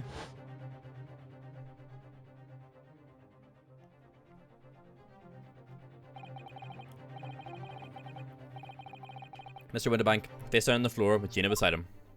Not be surprised. Yeah, exactly. What about the cameras? Have we checked the cameras yet? Maybe we can see the burglars. But they've already been apprehended, right? They're getting getting put on the stand. As the accused legal representation, you have the right to examine the scene, Mr. Naruhodo. We must take a thorough investigation. Yes, of course. And we will. Behind that door, that's the real scene of the crime. Their little glasses. They're like Sholmes' glasses. Don't worry, if there are clues in there, I'll find them.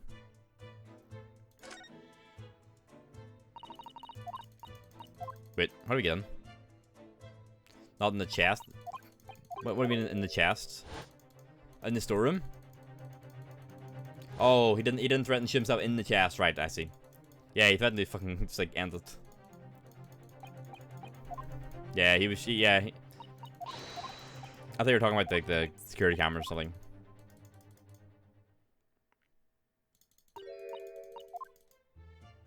Is it? How do we actually get in?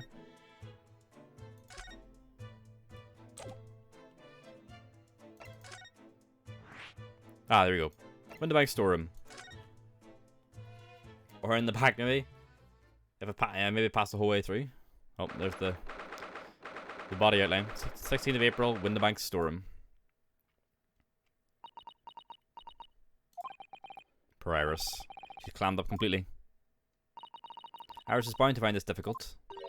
After all, Mr. Winterbank's life was taken in this very room on last night. Oh. Oh! Gregson, hello? Ah!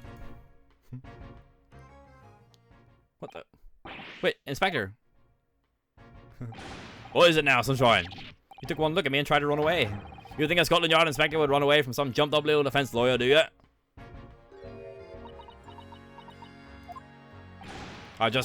Well, I've never seen her ladyship looking like that before, is the thing. I didn't know what to say to her. So you weren't running away from me, you were running away from a 10-year-old. I'm afraid this is all a little much for young Iris. Some gentle reassurance might go a long way, perhaps, Inspector. Hey!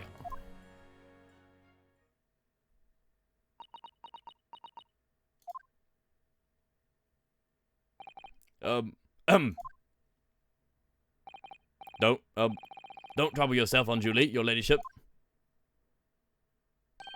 I mean, at least you're not dead, are you? Oof. I don't think that went very well. Why? And I wouldn't want to try and explain this to a child either, yeah.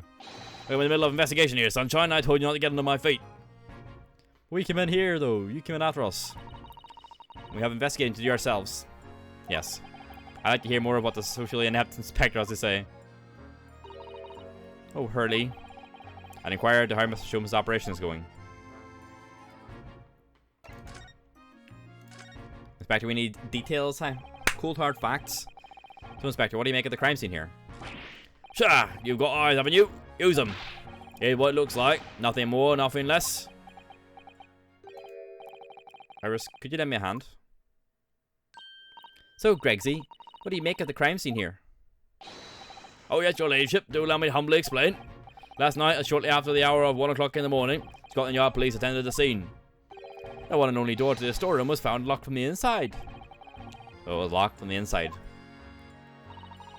The lock appears to be broken now, though. What the police officers doing? Quite right, ma'am, quite right. We took the liberty of smashing the door in, as humbly as possible. Oh. As you can see, the victim was discovered prostrate on the floor. Thus wise. And next to the aforementioned body, we discovered the vile godchild. You took my Ginny. He's my friend, you know, Inspector. Miss Lestrade, the hapless girl, was curled up on the floor, dead to the world. She's still alive, you know. Yes, when I saw her, she appeared to be unconscious. And I'm afraid to say, she had the gun that was used in her hand. No. Yep, never mind. Presumably it's the gun that's still down there on the floor now. Oof. In her pocket, we found the key to the door as well. What? The key to the storeroom? Oh, wrong voice. And you say the storeroom had been locked from the inside, Inspector? Correct. All of which leaves her ladyship's friend in something of a sticky situation, I'm afraid. Not looking good, time. Obviously, my personal opinion is that's all some sort of misunderstanding. Of course it is, Inspector. Of course it is.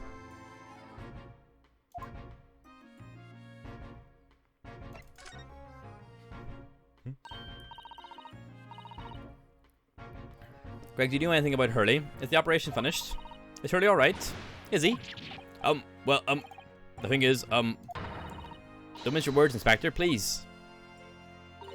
Yep. You don't mean to say that Mr. Sholmes is... No. The operation's done and dusted. It's just that, well... How you put it? Just gonna flub him. Yes, ma'am. They use something called a general anesthetic. It's the latest thing. Renders the whole body insensitive. The whole body anesthetized? Is that even possible? It means the operation can be completed while the patient is fast asleep. Goodness, in the Empire of Japan, we can just manage to provide laughing gas for a tooth extraction. The trouble is, the latest thing isn't always the greatest thing, if you follow my meaning. They couldn't get the medication to work at first, so it took hours for them to nod off, or so I hear. And now the op's finished, they can't get him to wake up, apparently. Doesn't that actually happen? Sometimes people go under anesthetic and they just never wake up. It's fucking horrifying.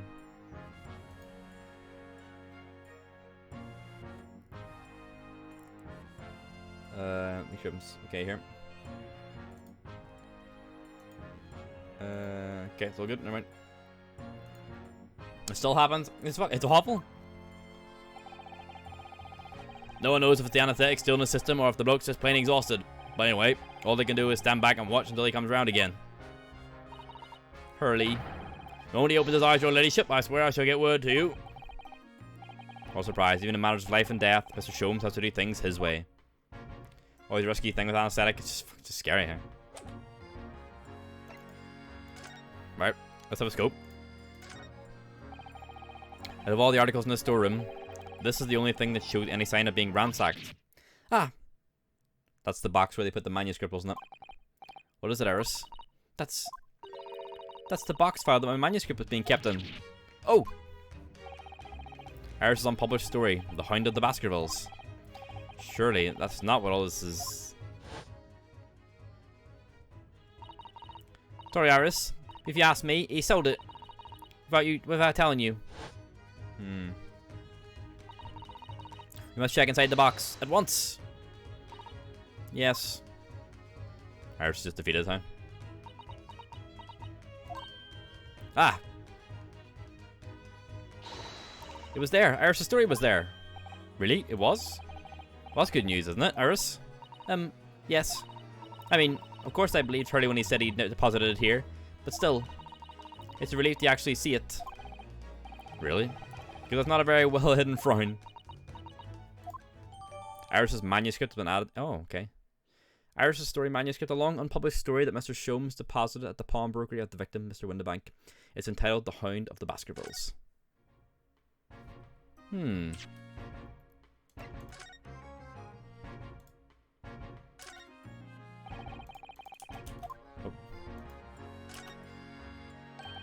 The Hound of the Baskervilles.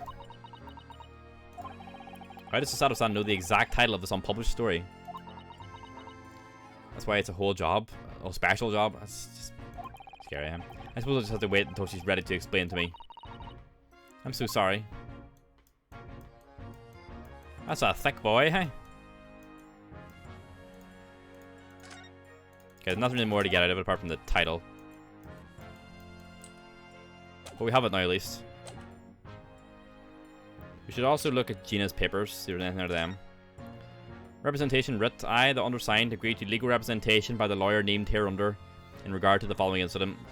Defendant Gina Lestrade, alleged offense, murder of Breaker Street pawnbroker. Date of the trial, 17th of April, 10 AM. Attorney-in-law Ryunosuke Naruhodo. That's me. Nope. Alright, let's check out the gun. This is a revolver. A real one. And quite possibly the murder weapon used to take Mr. Windibank's life. What's the matter, Susie? The upside to being on mobile is I don't have to try and type that word all by myself. Nice emote.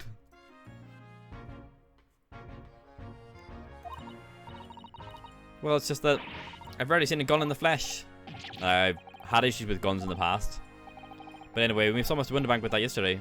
It was this yesterday, didn't we? Yeah, it was his gun. Yeah.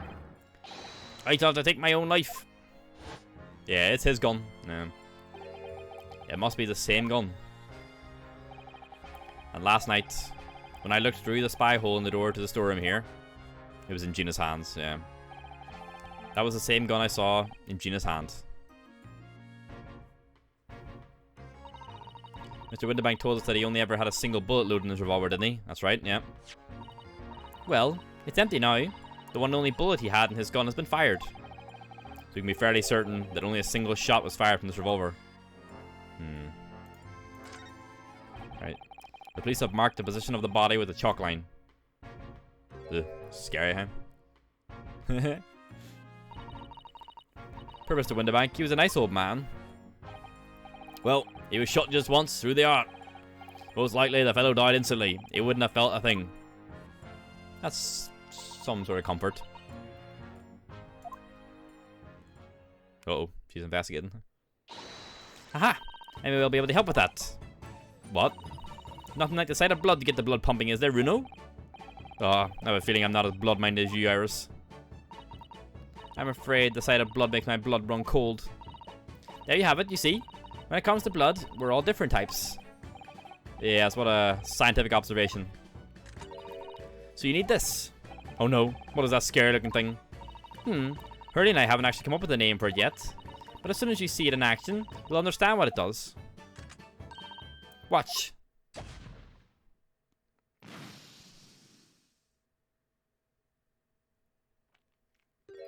Right. Oh, the color of the bloodstain has changed. There. Does it make sense now? Yes, I think I'm starting to understand. Good. It works on the principle that different people have different types of blood, you see. Yes, how wonderful. Wait, everything she builds a gun? I don't know, she just likes the form, I guess. The chemical it fires combines with the blood and makes it change color. So you can identify whose blood it is that you're looking at. In a flash. Oh, what a fabulous invention, Iris. Isn't it? Isn't it? I bet Ginny would say it's bleeding great. So whose blood are we looking at then? This must be Mr. Windibank's blood. Yes, this is where he was shot, so there can't be any question of that. Every solution solved by guns. Are we sure this game wasn't actually made in America? Huh? No, it's the great land of the rising sun. Huh? Japan. This could turn out to be a very valuable clue. So we must make a note of it. The blood analysis has been entered into the court record. Blood samples portfolio. A sample of blood analysed with the special chemical indicator developed by Mr. Sholmes. Different people's blood turns different colours. Let's keep testing and add the results of any other blood analysis to the portfolio. What colour would your blood be with the gun, huh? As long as I have reagent left, sure.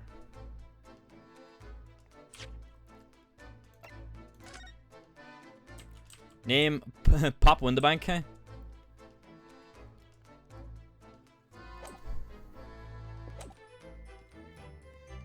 Any chat name colour, huh? Look at all these articles that have been deposited. The room is stuffed full of them. Red cherry flavoured energy drink is my blood, huh? Okay. I think mine would be like a turquoise, huh? I can't believe how many there are. A bicycle, a gramophone, musical instruments, even some enormous paintings. Look! Pieces of different people's lives, quietly gathering dust in here together. There's something very peaceful about the atmosphere in here. Or at least there would be, if not for the chalk outline on the floor and the policemen shuffling around. Not much I can do about that, sunshine. Alright, Gregson. Come on, nut.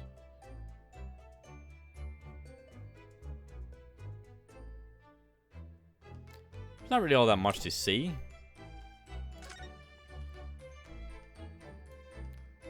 Can I call it yours? But I like turquoise though. Is behind high and taking it? There's not a lot to see here.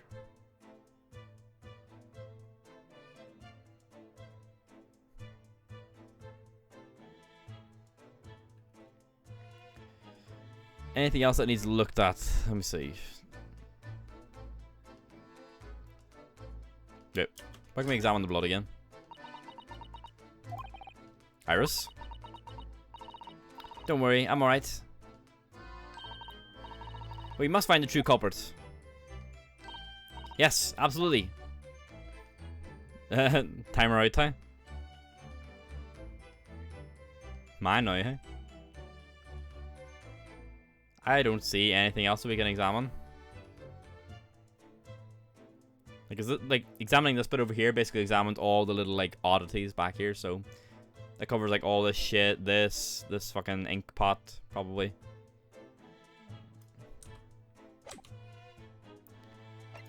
Can we get anything off Gregson, maybe?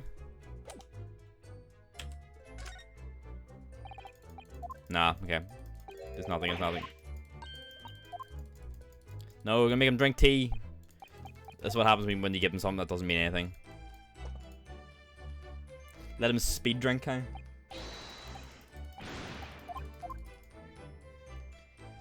I don't think there's anything else here. Maybe blood in the shop?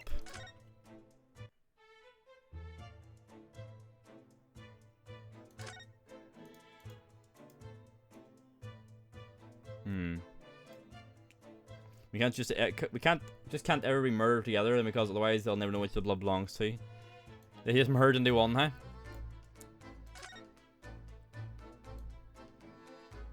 Oh, look, there's some blood. Ah, look here. They broke the calendar. Oh yes, a bullet hole, and I can see the blood is still lodged in the wall. Presumably Mr. Windibank wasn't practicing with his revolver in his spare time. Well, that's presumably the one they shot Sholmes with, right? So this should be Sholmes' blood. The good calendar, yeah. Ah, well.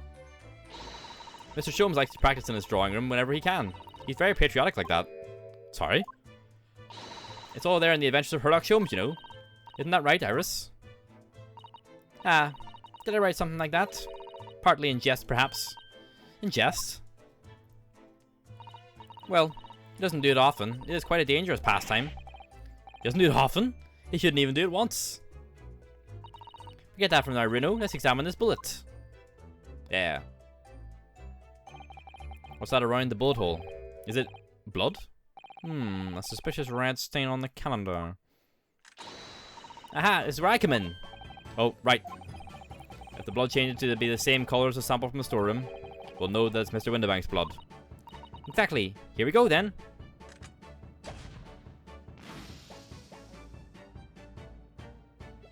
Yep. So Herlock's is green then. Or fucking Sholmes is green. It's completely different to the color that Mr. Windibank's blood turned in the analysis. It just goes to show, things don't always go according to plan, do they? Nevertheless, we must add this sample to the results of the other blood analysis. Blech. Well, that has to be Sholmes' blood. Unknown? Oh, it's the bullet that passed through Sholmes. Anything else disturbed? The shelves where the pawnbroker puts articles that have been forfeited on display for customers to buy. It's a really strange miscellany, isn't it? I mean, who buy this horse statue, for example? Well, sometimes you can find some real treasures among all the junk here, you know? Are you alright, Bruno? Oh, it's just, well, looks like a collection of useless junk as a whole, but when you pick out individual things, you can't help wishing you owned them. Even that horse statue. That's exactly how the pawnbroker works. They're very clever. It's just random shite that looks interesting, really.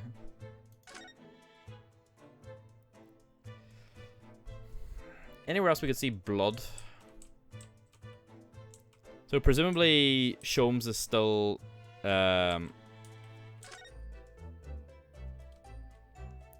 knocked out.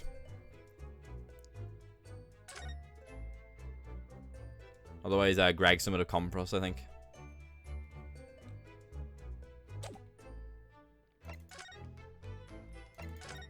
Definitely nothing else in here then, though.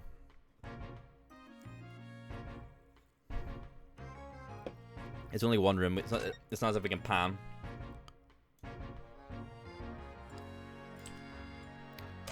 I think we need to start checking some other areas. Is there anything outside?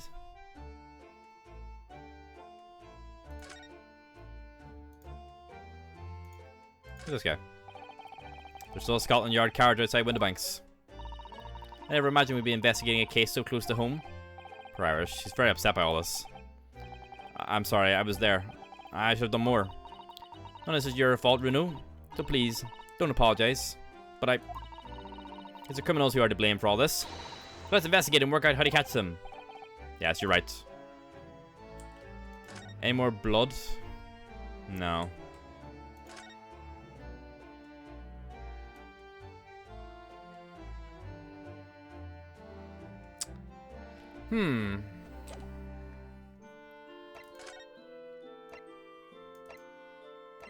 Might there be some blood in the suite that we can use to determine?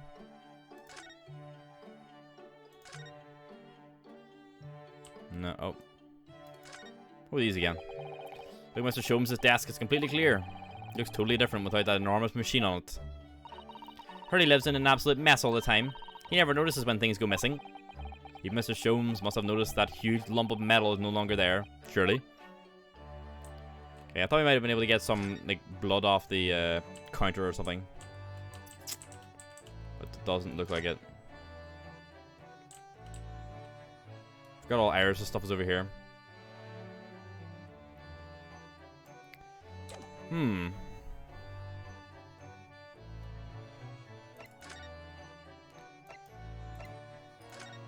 Nope.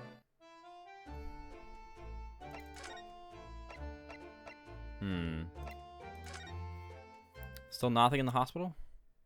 Nothing in the hospital. Okay. Oh. Gina check. 16th of April, local prison, cell 13. Gina doesn't appear to be here. I believe she must be in questioning at the moment. Oh, but wait a minute. What is it, Iris?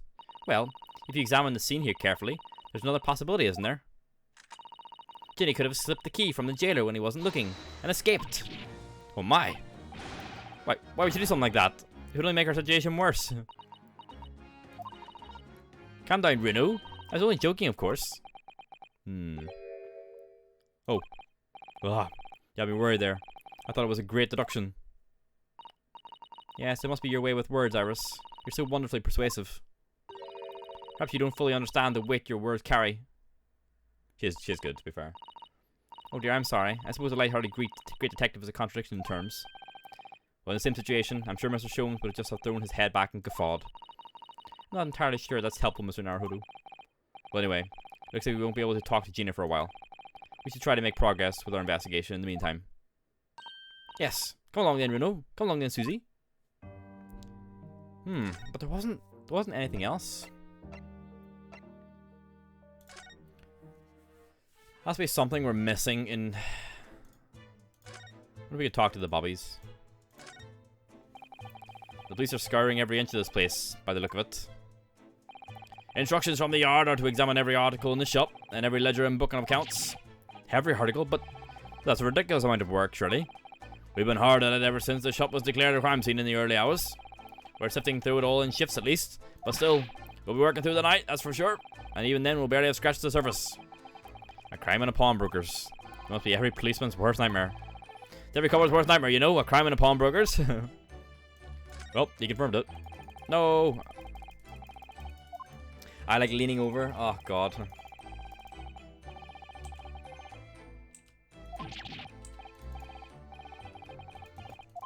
Your back will be wrecked, eh?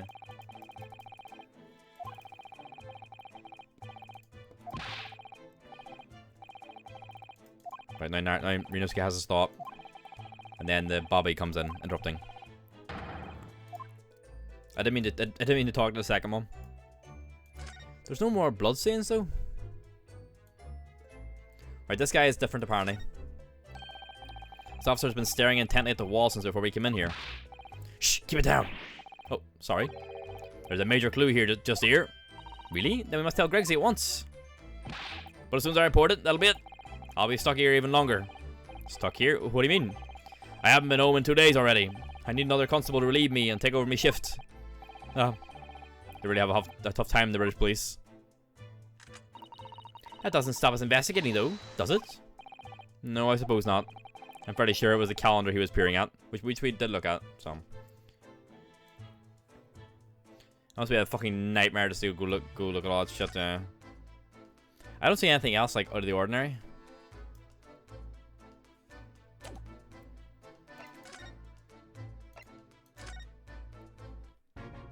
The bullets are huge. Nothing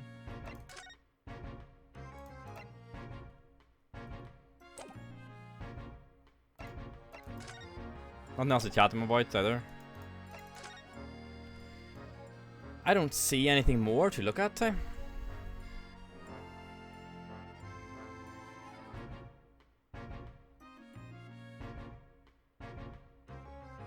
Nope. Nothing that I can see anyway.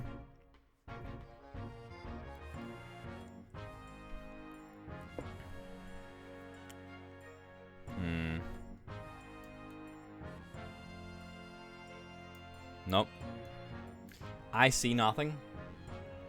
Sugars, I